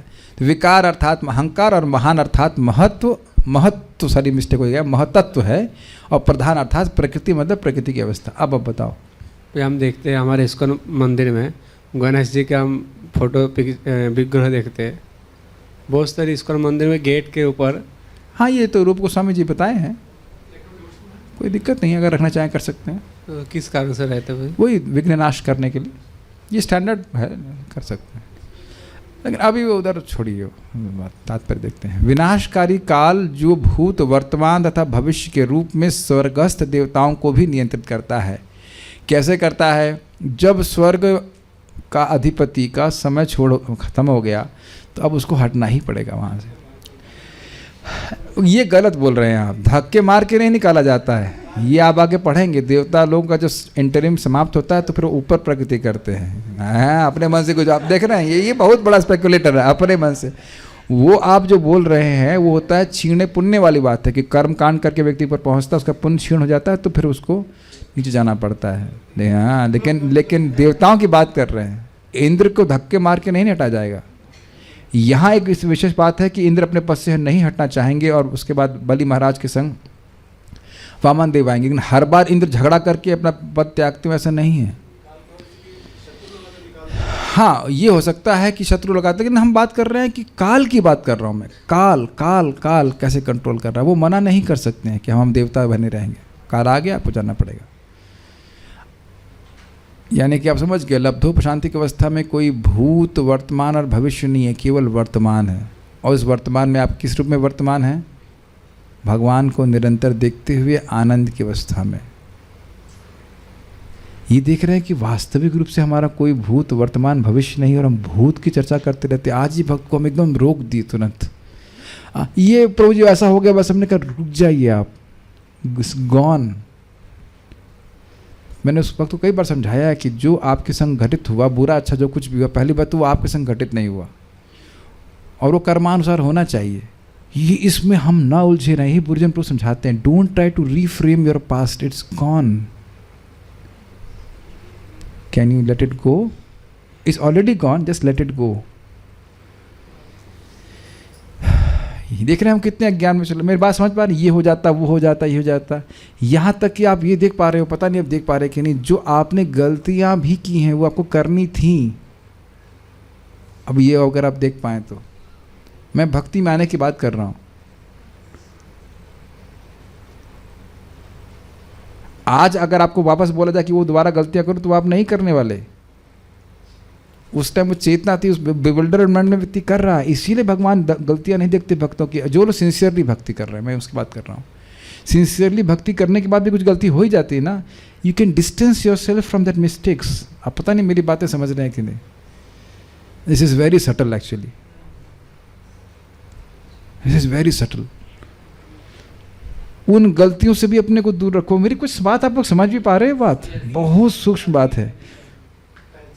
हाँ अपनी पहचान छोड़िए उससे, इसी में पूरा जीवन भक्त अपना व्यर्थ कर देता है। वो गया, अभी आपके सामने भागवत है, अभी नाम जप कीजिए, क्या अपि चेदेसी पापेभ्य सर्वेभ्य पापकृतमः सर्वम ज्ञान प्लवे नैव वृजिनम तनसंतर्षि। भगवान इस बात को बोल रहे, तुमने चाहे सारे पाप क्यों ना कर ली हूँ, फिर भी तुम इस ज्ञान पे आश्रित हो गए कि ज्ञान रूपी नाव पे आश्रित हो गए कि मैं भगवान का हूँ, मुझे भगवान की सेवा करनी, तो वृजिनम संतर्षि, तुम हर प्रकार के दुखों को पार कर जाओ। यहाँ भी बात हो रही सभी दुखों से पार हो जाएगा। Please try to don't dwell in your past. आप उसका कोई कुछ नहीं कर सकते और कोई कुछ नहीं कर सकता। जो कुछ है वो अभी हमें करना है। Make sense to you? आध्यात्मिक धरातल पे मैं आप लोगों को ऐसे नहीं बोल रहा हूं अजामिल का पतन हुआ, अच्छा हुआ या बुरा हुआ इसका निर्णय करना कठिन है, लेकिन होना था। मैं यहाँ पे थोड़ा बोलना चाहता हूँ उसके बारे में कि देखिए, कभी किसी को भक्त भक्ति कर रहा है, अच्छे से भक्ति कर रहा है, और अकस्मात उसका पतन हो गया, तो ऐसा भी नहीं है कि वो गलत कर ही रहा था, पहले का कोई किया गया अपराध है जो फलीभूत हो सकता है, और अकस्मात उस भक्त का पतन करा दे, लेकिन उसका डिटर्मिनेशन नहीं किया है कि मुझे भक्ति करनी है, तो कोई दिक्कत नहीं। यही तो भगवान बोल रहे हैं, अपिचित सुदूराचारो। परम पूज्य राधानाथ महाराज को बहुत सुंदर तरह से कहते हैं, Maya can exploit our free will but she can't take it away from us. हम आज तुरंत भगवान की सेवा कर सकते हैं। मैं इसीलिए बस बोल रहा हूँ, कुछ भक्त बोलते हैं प्रभु जी इतने दिन से भक्ति छोड़े हुए हैं, अब क्या करें। हमने कहा तो क्या, अब अनादिकाल से तो छोड़े हुए थे, फिर भक्ति में आए ही क्यों? छोड़ दिया तो कोई बात नहीं, फिर शुरू कीजिए। Is it okay?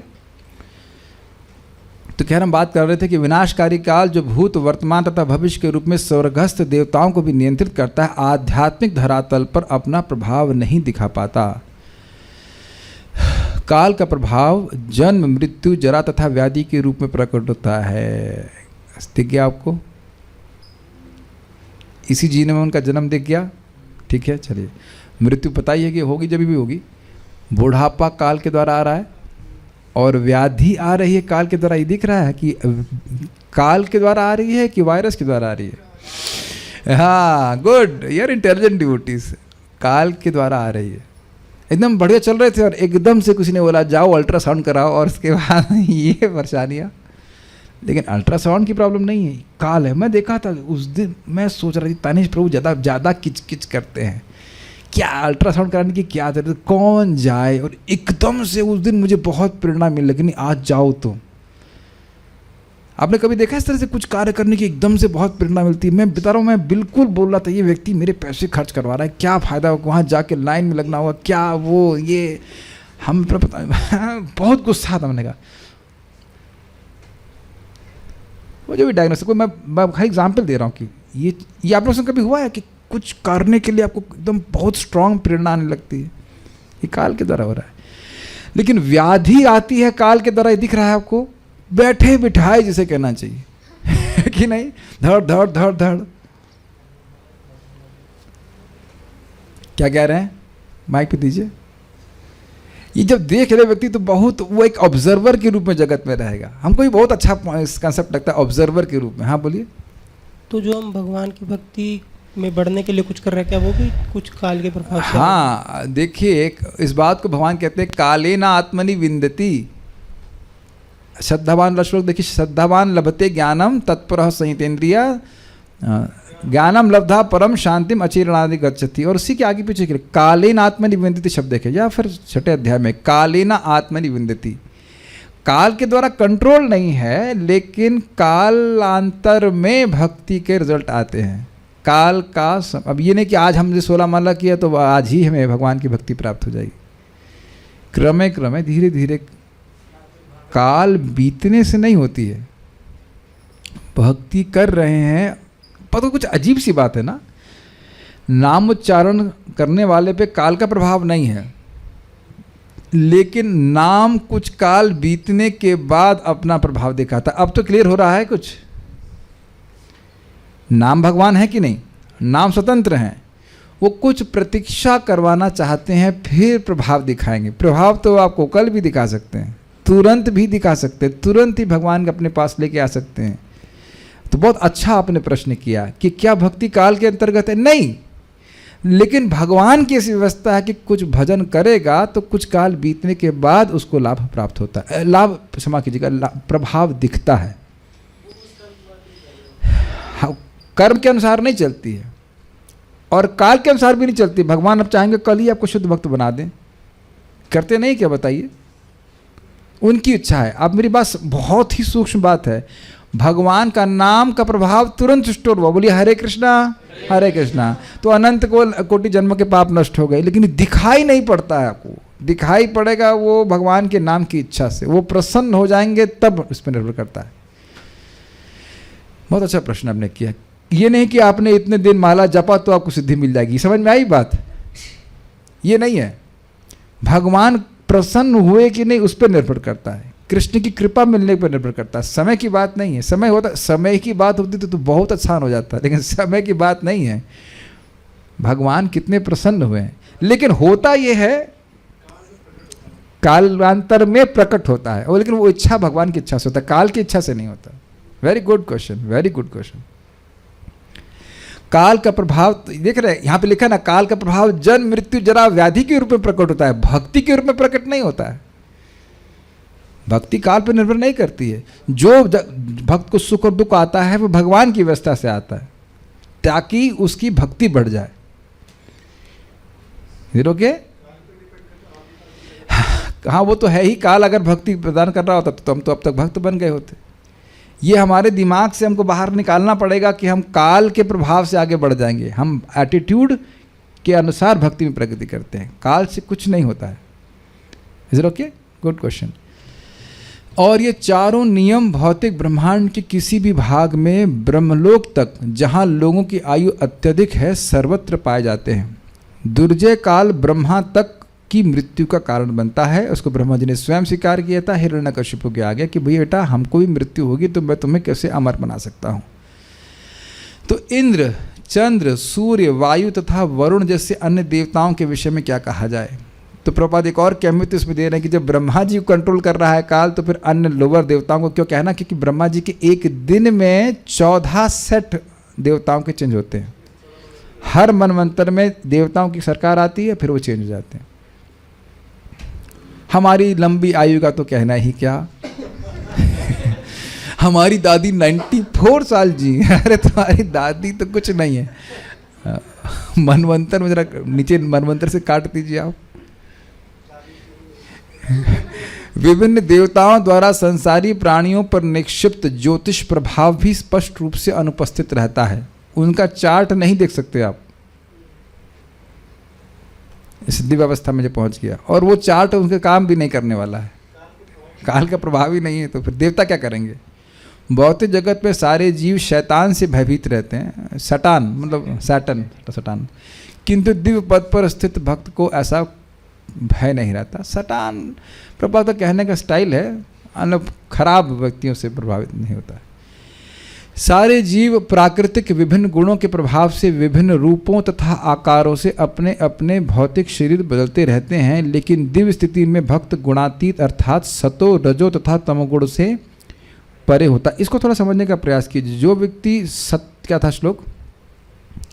ऊर्ध्वं गच्छन्ति सत्त्वस्तः मध्य तिष्ठन्ति राजसः जगन्न गुण वृत्तिस्था अधो गच्छन्ति तामसा। जो सत्वगुणी लोग होते हैं वो देवताओं के लोग में जाएंगे तो सुंदर सुंदर दिखाई पड़ेंगे ना आपको, अप्सरा या जिस भी रूप में प्राप्त होना। इंद्र बड़े सुंदर सुंदर। मध्य तिष्ठन्ति मतलब यही पृथ्वी लोक में रहेंगे तो ये शक्ल हमारी ऐसे ही मनुष्य रूप में बड़ा हो जाएंगे। और अगर मुर्गा खाएंगे या जो भी गलत गंदे संदे काम करेंगे तो निम्न योनि प्राप्त होगी। तो कह रहे गुणों के प्रभाव से व्यक्ति विभिन्न प्रकार के आकारों को प्राप्त करता है। ये समझ में आ गया आपको? यहाँ भी देखेंगे मनुष्य में भी कुछ लोग बड़े खूंखार लगते हैं, आंखें लाल, बड़े भयानक, हाँ बड़े बड़े बाल। आजकल तो लोग वैसे भी नहीं भी हों तो भी वैसे दिखते हैं। अगर आप उसके दाढ़ी हटा दीजिए तो एकदम बच्चा जैसा लगेगा, और नहीं तो वो ऐसा खूंखार लगेगा ना, जैसे लग रहा है कि वाह बहुत डेंजरस। ऐसे लोग कर रहे हैं जानबूझ के। तो ये गुणों के प्रभाव में व्यक्ति का आकार चेंज होता है। यहाँ पे भी आप देख रहे हैं आकार चेंज हो जाता है। मुझे हंसी आ रही है, एक बार मैं दिल्ली गया था एक कार्यक्रम करने के लिए, तो एक भक्त थे जो हमारे सामने हम जब देखे थे उनको तो बिल्कुल ऐसे सब बढ़िया शेव था। वो ऑब्वियसली बाल सर पे थे लेकिन चिकने तो जब हम लोग वैसे कार से उतरा तो देखा कि दाढ़ी उनकी एकदम बड़ी हुई है, और कितनी मजेदार बातें, पता है मेरी गाड़ी कहाँ रुकी थी? नाई की दुकान के सामने। तो मैं बोला प्रभु जी क्या दाढ़ी बनवाने आए हैं? और बेचारा इतना शर्मा गया, प्रोग्राम में आने से पहले दाढ़ी बना लिया। बहुत अब मजाक किया, हमने क्या, मुझे रिसीव करने आए थे लेकिन वो सोच नहीं रहे कि मैं, ही इज़ नॉट कॉन्शियस कि आप भक्ति कर रहे हो। ये दाढ़ी आजकल जो ना स्पेशल बड़ी बड़ी दाढ़ी बनाने का क्या मतलब है? तो मैं मजाक किया कि क्या दाढ़ी बनवाने आए हैं? एकदम ये नाई की दुकान हमारी गाड़ी सामने थी। मैं तभी बोला, मैं बस समझ गए, वो दीवान तो सेव कर दिया। This is all manifestation of false ego. ये नहीं कहना कि हम हरे कृष्णा कर रहे हैं, this is all manifestation of false. हम प्रभु जी का तो मजाक बनाए, हम थोड़ा मजाक, प्लीज अलाउ मी। कोई माता जी हैं बड़े बड़े बाल खोल करके घूम रही हैं ऐसे करके, समझ रहे हैं? तो अब आप ये मत कहिए कि आपको लब्धोप शांति की अवस्था प्राप्त होगी। मैं ये क्यों बोल रहा हूँ कि स्त्रियों के लंबे बाल पुरुषों को उत्तेजना देते हैं। तो अब अभक्त स्त्रियां करें तो अलग बात है, लेकिन अगर भक्त स्त्रियां ऐसे कर रही हैं तो वो निश्चित लब्धोप शांति की अवस्था में नहीं, उनको शांति नहीं मिल रही है। और देखिए अब अविवाहित लड़की करे तो अलग बात है, विवाहित माता जी को भी शांति नहीं है। कहा दी जाए, हम गलत तो नहीं बोल रहे हैं, ये देखी गई बातें हम क्लास में बोल दे रहे हैं, कुछ सुने थे। बाल खोल के नहीं, सिंपल रखो ना अपने बाल अपने पास रखो ना। और वैसे पुरुष लोग भी, भक्त लोग देखे ना कैसे डिज़ाइन होते हैं, दाढ़ी ऐसे बढ़ा लिया और बाल छिड़वा लिए। बाल यहाँ छिड़वा लिए, शिखा रखी है, इधर दाढ़ी यहाँ पे एक एक्स्ट्रा शिखा लगा दिया। ये सब अहंकार का प्रतीक है कि मैं देह हूँ। Got it? ये सब आईडी प्रभु जी कैसे आ जाते हैं? देखते हैं भाई, हम दृष्टा के रूप में भी हम दृष्टा जीव हैं, हम देखने के लोग क्या कर रहे हैं। External symptoms of your internal cultivation. Got it? इस प्रकार मैं जहाँ तक जा सकता हूँ उसका स्वामी हूँ, यह मिथ्यांकार वहाँ नहीं उठ पाता। ये बहुत अच्छा लाइन है। This is amazing. ये हमारी बहुत बड़ी प्रॉब्लम है। जहाँ भी जाएंगे सोचते हैं कि हम कंट्रोलर हैं। और आप लोग कभी फ्रस्ट्रेट हुए हैं? हाँ, मुस्कराइए कि आप भौतिक जगत में, इसका पर्पस ही है क्या? आप इस भौतिक जगत का उद्देश्य क्या है? आपको फ्रस्ट्रेट करना। वाह, समझ आ गया? समझ आ गया कि कुछ करना चाहते हैं, वो वैसा नहीं हो रहा जैसा आप चाहते हैं, कि नहीं? This is very nice. देखा है कि जाम फंसे तो गाली देना शुरू करता, अरे ये वो ये होगा। Is it not? क्यों होगा? क्योंकि मैं अपने को केंद्र में मान रहा हूं, इसलिए ये होगा ही। तो कह ये मुक्त हो जाएगा। कंट्रोलर हम पहले बाद में भी नहीं रहेंगे। कोई आपके द्वारा कंट्रोल नहीं। मैं आपको बता रहा हूं, जो लोग शादी करना चाहते हैं उनके मन में भावना है कि ये लड़की अब एकदम हमारे हिसाब से चलेगी, और लड़की भी सोच रही है कि वाह ये तो मेरे पंजे में आ गया। हमको हंसी आ रही, अरे हम पर्सनल बात नहीं बोल सकते यहाँ पे, लेकिन वैसा नहीं होता है। कई बार लड़के सोचते हैं हम गांव की लड़की से शादी गांव की लड़की से शादी करेंगे, वो सीधी होगी, वो आग किसको ही सीधा कर देती है कि नहीं? तो आप देख रहे हैं कि हो रहा है कि नहीं? हमारे गुरु महाराज मजाक कर रहे थे, man and women are not made for each other, they are made for Krishna. प्रभाती बोले man are good, women are good, they are together, they are not good. सनक सरान तो मजाक कर रहे थे, women are from different planet. क्यों? उनका सोचने का तरीका बिल्कुल अलग, और ऐसा ही वो पुरुषों के लिए बोल देंगे, बिल्कुल अलग तरह से चलते हैं लोग। और कहेंगे गृहस्थ जीवन का क्या उद्देश्य है? यही कि आप कंट्रोलर नहीं हैं। Do you agree? बोलते हैं ना, अपने ही बच्चों से हारता है व्यक्ति। समझ गए ना? मैं जहां तक जा सकता हूं उसका स्वामी। और ध्यान दीजिएगा, ये गृहस्थी में बहुत फैलती है बात। प्रवेश कीजिएगा, कोई दिक्कत नहीं है, मतलब आप जब तक नहीं कर रहे हैं तब तक, लेकिन आप देखेंगे कि भावना बढ़ जाती, मैं स्वामी हूँ, मैं ये हूँ, मैं वो हूँ इत्यादि। जबकि रहता वो दास है। मैं उसे बड़ी इंटरेस्टिंग कथा सुनाऊंगा। हमारे भक्त गॉड ब्रदर बता रहे थे, कह रहे थे वो ट्रेन में बैठे थे, ब्रह्मचारी ऑब्जर्व कर रहे थे कि एक लड़का आदमी आया पत्नी के संग, और उसकी साली भी थी साथ में। कहती चिप्स लेके आओ, चिप्स लेके आए। फिर कहता कि जब समोसा लिया तो समोसा लिया, फिर कहता चाय लाओ तो चाय भी लिया, उसके बाद ये लाओ, कहता है क्या मैं नौकर हूँ? कहती हाँ। तो लोग सोच रहे हैं कि हम स्वामी हैं, लेकिन एक्चुअली क्योंकि दूसरों से कुछ इंद्रिय तृप्ति की अपेक्षा, इसलिए दास ही रहते हैं। मजाक की बात हम बोल रहे थे, लेकिन ये मिथ्यांकार के कारण ही व्यक्ति फंसा रहता है, ये बात बोल रहे हैं। तो वहाँ ऐसी लब्धोप शांति की अवस्था में ऐसा कुछ प्रकट नहीं होता। भौतिक जगत में प्रकृति के ऊपर प्रभुता दिखाने का मिथ्यांकार प्रज्वलित अग्नि में पतंगों के गिरने के समान है। सुनिए कितना सुंदर बात है। पतंगा अग्नि के दीप्तिमान सौंदर्य पर मोहित होता है, किंतु जब वह इसका भोग करने चलता है तो अग्नि उसे जलाकर राख कर देती है। दिव्य स्थिति में जीव की चेतना शुद्ध रहती है, अतएव प्रकृति पर नहीं पहले ये तो समझ लीजिए। देखिए आप जान रहे हैं, आपने कभी देखा है पतंगों को अग्नि की तरफ जाते हुए? बहुत सुंदर बात है, जरा विचार कीजिए। जब पतंगे अग्नि की तरफ जा रहे हैं और आप माइक ले लीजिए और बोलिए हे मेरे प्रिय पतंगों, अग्नि सामने है, कुछ सुनाई नहीं दे रहा है, यह भी नहीं बोलेंगे। Got it? यही बद्धजीव की स्थिति है। वो सोच रहा है भोग करके मैं बहुत सुखी हो जाऊंगा। यद्यपि मेरे बाबा जी सुखी नहीं हुए, पिताजी तो और दुखी हुए, मैं ही दुखी किया उनको पैदा होकर के। Do you agree? सोचेंगे ना, अपने पिताओं को आपने में से किसी ने सुख दिया है क्या? बहुत जस्ट कुछ लोग सोच सकते हैं कि दिया है। हमारा तो बहुत झगड़ा होता था पिताजी से, हमारा तो बहुत झगड़ा होता था। झगड़ा मतलब इंडिफरेंस रहते थे, और भक्ति में आने के बाद तो और अलग ही रहते थे। विचार ज़्यादा मिलते नहीं, बाद में कुछ कुछ भक्ति में समझ में उनको आने लगे, लेकिन जनरली कोई खास कोई विशेष सुख हम नहीं समझना कि दिए हों से ना। पढ़ाई में थोड़ा बच्चे तो उससे क्या सुख मिल जाता है, उनको क्या मिल रहा है, बट हम खाली बोल रहे हैं कि कितना उसका पेमेंट व्यक्ति को करना पड़ता है। बहुत बड़ा पेमेंट होता है, बहुत बड़ा पेमेंट। दीप्तिमान सौंदर्य, कितना सुंदर बात है। अग्नि सुंदर लग रही है, और क्या है अग्नि में? और क्या है? आप भूल रहे हैं। समझ में आ गया? बहुत अच्छा। ये मैंने जिंदगी में कभी इस प्रकार से नहीं सोचा। कुछ बातें थे कि भगवान क्लास में आती बस। अग्नि में सौंदर्य, आप मानते हो अग्नि सुंदर लगती देखने में, लेकिन ताप को भूल जा रहा है व्यक्ति। व्हाट अ ब्रिलियंट स्टेटमेंट नहीं प्रभुपाद जी हम बता रहे हैं। भौतिक एनर्जी बड़ी सुंदर लग रही है किसी भी रूप में, लेकिन उसके पीछे जो ताप है वो उस पतंगे को नहीं दिख रहा है। यही बात है ना? तभी तो उसमें हम व्यक्ति उधर प्रवेश करने का प्रयास कर रहा है। और भक्त लोगों को तो विवेक है, जो अभक्त हैं उनको तो दिख ही नहीं रहा है ताप।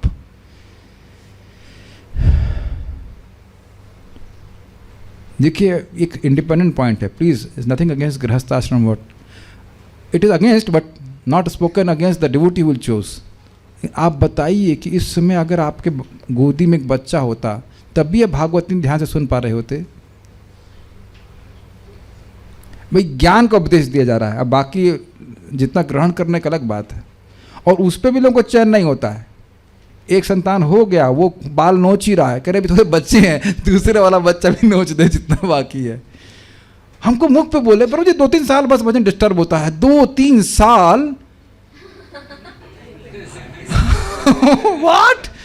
मुझे ऑपरेशन कराने में डर, ऑपरेशन से नहीं लग रहा है कि 20 दिन मैं अब क्लास नहीं दे पाऊंगा, मेरा तो बुखार उससे आ रहा है, इसीलिए अवॉइड कर रहा हूँ कि मैं किसी तरह टल जाए। अब कराना पड़ेगा तो कराना पड़ेगा, वो गॉल ब्लैडर में है। 20 कहाँ के लेते हैं? 20 दिन क्लास नहीं होगा। यहाँ कह रहे 2-3 साल, और अब इसके बाद एक हो गया, फिर दोबारा, क्योंकि हमारे बच्चे को अकेलापन नहीं लगेगा न। 6-7 साल। मैं आक्षेप नहीं कर रहा हूं, प्लीज ध्यान दीजिए, लेकिन अपने अपने हित को छोड़ रहा। ऐसा लग रहा है कि ब्रह्मा जी के बाद वही पैदा हुए, आराम से जिएंगे वो। समय कहां बच रहा है बताइए? हमको बहुत अच्छा लग रहा है, कितना दुख है कि नहीं?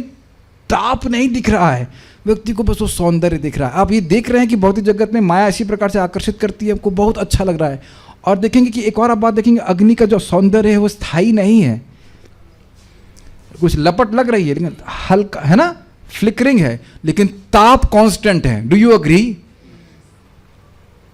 ताप कांस्टेंट है, लेकिन this is amazing. I have never actually, मैंने कभी इस तरह से नहीं सोचा। This is Krishna's mercy. ताप कांस्टेंट है और सौंदर्य फ्लिकरिंग है। ये जान रहे हैं कि आज जिससे शादी कर रहे हैं, जो कुछ भी कर रहे हैं, जिस सौंदर्य के पीछे आप कर रहे हो, किसी भी कारण से कर रहे हो, वो आगे नहीं टिकने वाला। अरे आगे की बात छोड़ दीजिए, वो 1-2 साल में भी चेंज हो जाता है, स्वभाव भी चेंज हो जाता है। इसीलिए प्रपात बोल रहे थे ना कि काम वासना कैसे तृप्त हो, इसके बारे में सुखदेव गोस्वामी कुछ नहीं बोले। मिनिमम 0 पे ले आए तो सबसे अच्छा। बहुत अच्छी बात है।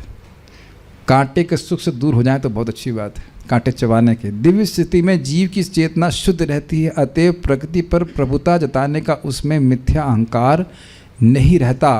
प्रत्युत उसकी शुद्ध चेतना उसे परमेश्वर की शरण में जाने के लिए निर्देशित करे। This is too much of a highlight. This is like too much. This is too much of a highlight. Please इसको तो सुने बिना समझे बिना मत जाइएगा क्लास से। दूषित चेतना में व्यक्ति पुष्ट किया जाता है। उस दूषित चेतना के द्वारा वो पुष्ट किया जाता है कि तुम भोग के लिए जाओ। जैसे पतंगा पीछे ताप होते हुए भी उस अग्नि के पीछे जा रहा है। प्रोपेल समझते हैं? Propel, propel not propensity, propelled, propeller. नाव के पीछे होता है ना, ऐसे करके propel. We are being propelled towards only 2 things, Maya और कृष्णा। जितना जितना चेतना शुद्ध हो जाएगी उतना ये प्रोपेलिंग फोर्स उधर चला जाएगा, डायरेक्ट भगवान की तरफ हो जाएगा। बहुत सुंदर बात है। इसीलिए हरे कृष्णा कृष्णा कृष्ण हरे हरे, हरे राम राम राम हरे हरे। बहुत इंपॉर्टेंट है जाप करना। जाप करेंगे, भागवत सुनेंगे तो चेतना शुद्ध हो रही है और अब कृष्ण की तरफ मुड़ जा रही है। इसी को प्रभुपाद कह रहे हैं भगवद गीता में 7.19 में कहा गया है, वासुदेवः सर्वमिति स महात्मा सुदुर्लभ। क्या श्लोक है? बहुनाम जन्मनाम अन्ते ज्ञानवान मां प्रपद्यते, वासुदेव सर्वमिति स महात्मा सुदुर्लभ। बहुत जन्मों के बाद ज्ञानवान माम प्रपद्यते, बहुत जन्मों के बाद ज्ञानवान मुझे शरण में आता है। क्वाइट इंटरेस्टिंग, क्योंकि जन्म तो जीव ले ही रहा है, लेकिन जो ज्ञान का अनुशीलन कर रहा है, भगवत संबंधी ज्ञान का, निर्विशेष नहीं, वह भगवान की शरण में आता है। इसका मतलब क्या हुआ? वही मतलब हो गया कि इस जगत में भोग आदि से मुझे कुछ नहीं मिल रहा है। उसकी चेतना शुद्ध हो रही, तो शुद्ध चेतना उसको प्रोपेल कर रही, प्रोपेल समझ रहे हैं, प्रेरित कर रही कि तुम भगवान की शरण में जाओ। तो आप समझ गए, जो लोग भगवान की शरण में नहीं जा रहे उनको समझ में भगवान की महिमा नहीं आई है। इसीलिए बोलते हैं महात्मानस्तु माम पार्था दैवीं प्रकृतिम आश्रिता। जिनकी महा आत्मा है, अर्थात जिनका महामन शुद्ध मन हो गया है, वह भगवान की महिमा समझते हैं। इसीलिए जाप अच्छे से करना चाहिए। जितनी जल्दी हृदय शुद्ध होगा, समझ में आया, उतनी ही जल्दी व्यक्ति को विश्वास होगा कि भजन करके ही, भजन में ही सुख है। उसे खुद को समझ में आ जाएगा कि भजन में सुख है, भजन में ही सुख है। मिलता है सच्चा सुख भगवान तुम्हारे चरणों में से कुछ है, और इसके पीछे ताप है। तो कहेंगे आप क्या बहुत जन्म लेना पड़ेगा? तो प्रपात नहीं, वहां भी बोलते कहते हैं देखो, अगर तुम एक प्रामाणिक गुरु की शरण में आ गए और उसने बताया कि कृष्ण की शरण लो, तो तुम्हें और जन्म लेने की जरूरत नहीं है। बस वो क्लिक नहीं करता लोगों को। समझ पा रहे हैं कि मेरे को केवल भगवान श्री कृष्ण की शरण, अर्थात उनको प्रसन्न करने के कार्य करने हैं। Got it? शरण का मतलब ये नहीं कि आप खाएंगे नहीं, प्रसाद ग्रहण करेंगे। Got it? शरण का मतलब बहुत सिंपल है। मैं आपकी शरण में हूँ। मान लो मैं कहूँ रामकृष्ण प्रभु मैं आपकी शरण में हूँ, तो आपको कांटे मारूंगा, पिन मारूंगा आपको। Got it? इतनी सी बात समझ पा रहे हैं? मैं आपकी शरण में हूँ मतलब मैं आपको प्रसन्न करने वाला कार्य करूंगा और अप्रसन्न करने वाला कार्य नहीं करूंगा। यही तो शरणागति का लक्षण अब एक सुन चुके हो। संकल्प क्या है? भक्ति के अनुकूल से संकल्पम, प्रतिकूल से वर्जनम। इज इट वेरी सिंपल और नॉट? यही बात बोल रहे हैं। और जो ये समझ में, जिसको समझ में आ गया वो पक्का पार हो जाएगा यहाँ पे। इससे संकेत मिलता है कि दिव्य स्थिति में ना तो भौतिक सृष्टि रहती है, न ही भौतिक प्रकृति के लिए कारणार्णव रहता है। अब ये इंटरेस्टिंग है, महतत्व महतत्व महतत्व रहने महतत्व की जरूरत क्या है? संसार के लिए, समझ में आ गया। संसार के लिए महतत्व की जरूरत है। प्रधान में सब कुछ स्टेबल था, उसका अनस्टेबल वर्जन आया, उसमें काल शक्ति डाली गई, जीव शक्ति डाली गई। तो काय के लिए डाली गई? जीव भोग कर सके। तो यहाँ तो समाप्त हो गया, तो भगवान की सेवा कर रहा है। उपर्युक्त परिस्थिति दिव्य धरातल पर वास्तविक है, मतलब ये खाली बातें नहीं हैं। क्या कहते हैं, बात पतंगड़ नहीं बनाया जा रहा है, वाकई है। प्रपात कर that means it is attainable, people have attend it, लोगों ने इसको प्राप्त किया है। यह वर्णन सुखदेव गोस्वामी कर रहे हैं, सुनाई पड़ रहा है। ये बात ध्यान रखिएगा कि इस प्रकार की जो बातें भागवत और भगवद गीता में हैं वह वर्णन कर रही हैं उस स्थिति का जिसको पहले प्राप्त किया जा चुका है। जैसे मैं एग्जांपल दे रहा हूँ, जैसे मेरे को भी कुछ प्रॉब्लम है, गॉल स्टोन ये सब, तो मेरे में संदेह है अभी कि क्या ये दवा किसी को ठीक की है। आप लोग संग ऐसा कभी नहीं होता? जैसे मेरे को पहले वार्ड्स थे तो मेरे को मन में आ रहा तो क्या ये वार्ड्स कभी किसी के गए हैं इस होम्योपैथी के द्वारा? एलोपैथी तो कह रही थी नहीं जाएंगे। क्या आप बीमारी में ठीक होने से पहले ऐसे संदेह से युक्त होते हैं कि नहीं? तो वैद्य जी क्या बोलेंगे, अरे तुमको पहले पेशेंट थोड़ी ना भाई, आज तुरंत दुकान खोली हमने, बहुत लोगों ने ठीक किया है। हर बार यही प्रीचिंग होती है कि नहीं? तो उसी तरह से सुखदेव गोस्वामी बता रहे हैं कि इसी तरह से बता रहे हैं कि उस अवस्था में, तो उस अवस्था का मतलब ये अवास्तविक अवस्था है और उसको लोगों ने प्राप्त किया है। आप इस प्रोसेस को फॉलो करोगे तो आप भी प्राप्त कर पाओगे। तो विश्वास होगा कि नहीं? ये कई बार आएगा और उसको नोटिस कीजिएगा आप। ऐसे प्रीचिंग करते हैं। किंतु यह योगी की शुद्ध चेतना की उच्च अवस्था में प्रकट होती है। Got it? यह आपके हृदय में ही बैठी अवस्था है। नित्य सिद्ध कृष्ण प्रेम साधु को बुनोय, श्रवण आदि शुद्ध चित्त कौरिबय उदय। Got it? आप ऐसे हो, are you able to follow this? हम सब लोग भगवान के प्रेमी हैं, वो कवर्ड अप है और जैसे जैसे साफ होता जाएगा वो प्रेम प्रकट होता जाएगा। It's very simple point. कभी लोग सिद्धि हम तो, एक व्यक्ति बोले हम तो दीक्षा भी नहीं प्राप्त कर सकते। अरे उस मूर्ख को पता नहीं कि 16 माला आप जब कर रहे हो, चाहे शिक्षा गुरु के मार्गदर्शन में कर रहे हैं, तब भी आपकी दीक्षा हो गई है, उसका फॉर्मलाइजेशन आगे होगा। Main thing is acceptance of the शिक्षा ऑफ द संप्रदाय।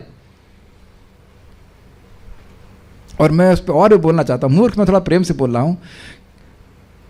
वो व्यक्ति सोच रहे थे कि हम 16 माला कब करेंगे, और कुछ भगवान जूमाचार्य की वजह से प्रेरणा प्राप्त हुई, जूम शुरू हुआ और वो व्यक्ति को मैं बिल्कुल जानता नहीं था, somehow that we got connected, और वो 16 माला करने लग गए। तो जो ठाकुर जी आपको ये इच्छा पूर्ण कर रहे हैं, तो आगे आपको दीक्षा गुरु नहीं दिलवाएंगे? आप लोगों को भी लग रहा था ना काफ़ी समय बाद मिलेगी दीक्षा, खट से मिल गई। हमको लग रहा था हमारे सेकेंड डिसीजन तो मिलेगा ही नहीं, लेकिन ले जा करके दिलवाया गया ना मुझको और गोलक वृंदावन प्रभु को उठा करके, पंचकड़ो प्रभु सनातन प्रभु को उठा, लिटरली लाइक बुकिंग को भी, वो टिकट भी वही बुकिंग करवाए। This is quite interesting. ले जा करके करवाया गया। Only 4 people sorry. Krishna arranges. आपकी इच्छा होनी चाहिए, प्रयास कीजिए, तो क्यों भगवान आप पर कृपा नहीं करेंगे? क्या कुछ उनका कंट्रोल खत्म हो गया है क्या? मैं कह रहा नहीं, वैसे हम बात कर रहे थे कि ये अवस्था आपकी हृदय में है। कभी कभी संदेह तो नहीं होता कि भाव भक्ति मिलेगी कि नहीं मिलेगी? क्या साधना कर रहे हो नहीं कर रहे हो, ऐसे संदेह आता है ना, अरे क्या बता नहीं कब मिलेगी, यहाँ तो बहुत स्ट्रगल चल रहा है, 16 माला करने में नानी पापा सब याद आ जा रहे हैं। कभी कभी होता है नहीं होता आपको, बहुत इंद्रियां डिस्टर्ब कर रही हैं, लेकिन है अवस्था। Got it? मैं हमेशा एग्जाम्पल दिया करता हूँ, जैसे वो करते ना सबमर्सिबल के लिए बोरिंग करते हैं, तो जैसे ही उन्हें घुमाना शुरू किया तुरंत फड़ फड़ फड़ फड़ पानी बाहर आता है कि नहीं? नहीं, बहुत मिट्टी कचरा बाहर आता है। उसके बाद आप सबमर्सिबल करेंगे, उसमें भी खूब पानी चलाते रहना पड़ता है, कचरा साफ होता है, फिर मीठा ठंडा पानी आता है। Got it? लेकिन आपको पता है कि पानी है, तब तो खोद रहे हैं कि पत्थर में खोदना शुरू कर देंगे। लेकिन वो प्रयास करना ही पड़ेगा, वो मिट्टी निकालना, जो भी कचरा, उसका प्रयास रहेगा। और एक बार जब खुल गया लब्धो पर शांति, तो धमाधम पानी निकालिए, नहाइए, जो भी कुछ करिए। Make sense to you? ये वन टाइम पेमेंट है। ये बहुत अच्छी बात है, प्रपात कर रहे हैं। ऐसे योगी 2 प्रकार के होते हैं, निर्विशेषवादी तथा भक्त। निर्विशेषवादियों का चरम लक्ष्य रहता है परव्योम की ब्रह्म ज्योति, किंतु भक्तों का लक्ष्य वैकुंठ लोक रहता है। भक्तों की उपर्युक्त स्थिति का अनुभव भगवान की दिव्य प्रेम भक्ति के लिए सक्रिय होने हेतु दिव्य रूप पाकर होता है। ये स्पष्ट समझ में आ रहा होगा। जो निर्विशेषवादी हैं वो ब्रह्म ज्योति में जाकर एक स्पिरिचुअल स्पार्क के रूप में रहेंगे और भक्त लोग वैकुंठ में जाकर भगवान की सेवा प्राप्त करेंगे, और दोनों में आनंद का बहुत बड़ा अंतर होता है।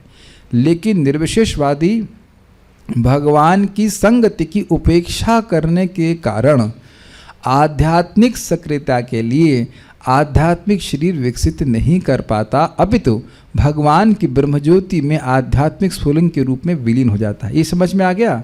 ही इज पर्पसफुली नेग्लेक्टिंग, मुझे भगवान की सेवा नहीं करनी है, साधना कर रहा है लेकिन मैं सेवा नहीं करना चाहता, ठीक है, तो उसको वैकुंठ में प्रवेश नहीं मिलेगा। भगवान पूर्णतः सच्चिदानंद स्वरूप हैं, जबकि निर्विशेष ब्रह्मज्योति केवल सत तथा चित है। सत का मतलब शाश्वत और चित मतलब ज्ञान, यानी कि वहाँ पे भी जीव को अनुभव रहता है कि मैं हूँ, लेकिन उसको आध्यात्मिक शरीर जिसमें दिव्य इंद्रियाँ हों जिसके द्वारा भगवान की सेवा कर सके, यह प्राप्त नहीं होता। ठीक है, वैकुंठ लोक भी सच्चिदानंद स्वरूप हैं, अतः भगवान के वे भक्त भी जो भगवान के धाम में प्रवेश पाते हैं सच्चिदानंद स्वरूप प्राप्त करते हैं। सच्चिदानंद स्वरूप, उसको शरीर और शरीरी की तरह नहीं सोचिएगा, ठीक है। स्वरूप, जिस इच्छा से वह सेवा करना चाहते हैं वही स्वरूप के रूप में प्रकट होती है। अगर मान लीजिए कोई व्यक्ति भगवान का मित्र है तो वह मित्र के रूप में है, और गोपी है तो गोपी के रूप में उसका स्वरूप प्रकट होगा। आप गोपी ड्रेस नहीं पहन रहे वहाँ पे समझ में आया? गोपी ड्रेस समझ रहे, गोपी का शरीर नहीं धारण कर रहे हैं, स्वरूप है गोपी का। मैं ड्रेस इन द सेंस शरीर को ड्रेस की तरह दे रहा था, मैं इस तरह कहना चाहता हूँ। सबको समझ में आ रहा है? वहाँ शरीर और शरीरी का भेद नहीं है। तो जी मैं तो गोपी बनना चाहती हूँ हरे कृष्णा ये बेवकूफ़ी की बात है। ये आप जो बनना चाहते हैं वो प्रकट होगा। एक माता जी के हृदय में भाव आ सकता है कि मैं भगवान का मित्र हूँ, and that will happen at भाव स्टेज।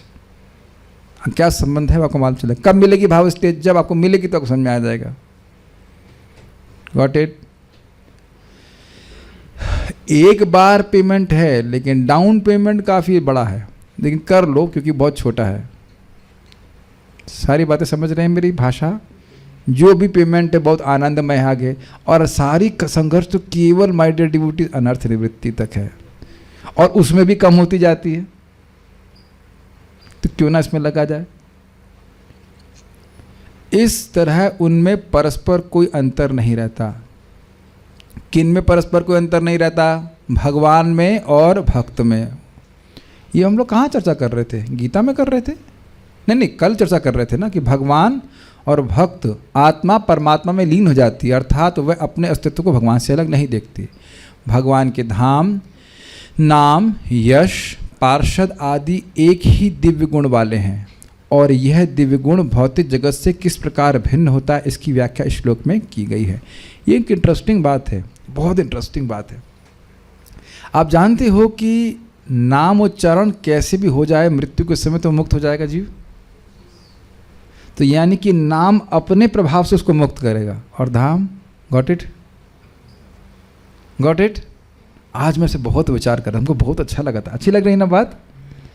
जैसे नाम और धाम में कोई अंतर नहीं है, तो नाम अपने, सुना है ना कि सहसा नाम बोल देगा तो भगवान के पास चला, यानी नाम का संपर्क अकस्मात भी मृत्यु काल में हो गया, पूरा जीवन भी नहीं किया, अकस्मात मृत्यु काल में हो गया तो पार हो जाएगा कि नहीं?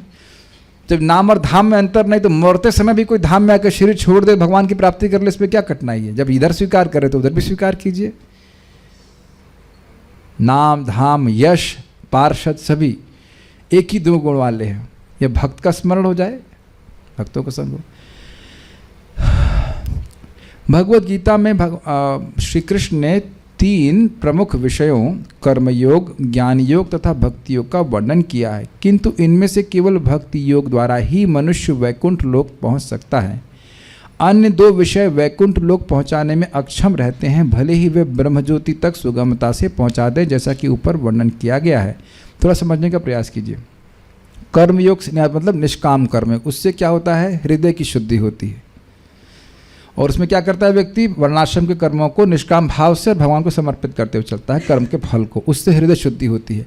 ज्ञान योग से क्या होता है, व्यक्ति आत्मा का अनुभूति प्राप्त करता है, लेकिन भगवान की अनुभूति प्राप्त नहीं कर सकता, ये प्रपात कह रहा है। और जब तक भगवान की अनुभूति नहीं होगी, वैकुंठ की प्राप्ति नहीं हो सकती। तो ये बात समझाया प्रभुपाद ने। So I think is very clear now. कोई प्रश्न किसी बात का है तो मैं देख लेता हूँ। अब तो किसी बच्चे को देख के लगता है कि एक और कड़ी जेल में आ गया है, कड़ी कैदी जेल में आ गया। अच्छा ठीक है, ठीक है, ओके। ऐसा मतलब देखिए, अब जो मतलब जो कुछ भी किसी के संग कुछ भी हुआ, आप गृहस्थी में गए या क्या थे, वहाँ थे, जो कुछ भी है। और एक और बात भी मैं भी प्रयास करता हूँ देखने का कि हर व्यक्ति की कुछ ट्रेजेक्ट्री फिक्स्ड है। इधर ओके, तो उस ट्रेजेक्ट्री को चेंज नहीं किया जा सकता है। मेरी बात समझे, ट्रेजेक्ट्री पथ कर्मानुसार जो कुछ भी हो रहा है, लेकिन उस हर अवस्था में भगवान को सेलेक्ट करने की ट्रेनिंग दी जा सकती है, अगर वो लेना चाहे। Do you agree with that? किसको क्या बीमारी होगी, किसी को कुछ क्या होगा, उस तो हमारे कंट्रोल में कुछ है नहीं। बुद्धिमानी बस ये कि भगवान को सेलेक्ट करते चले जाए। फाइन। सो और कुछ करना है, पारायण करना। So will stop here. Shrimad Bhagavatam की जय, श्रील प्रभुपाद की जय, निताई गौर प्रेमानंद।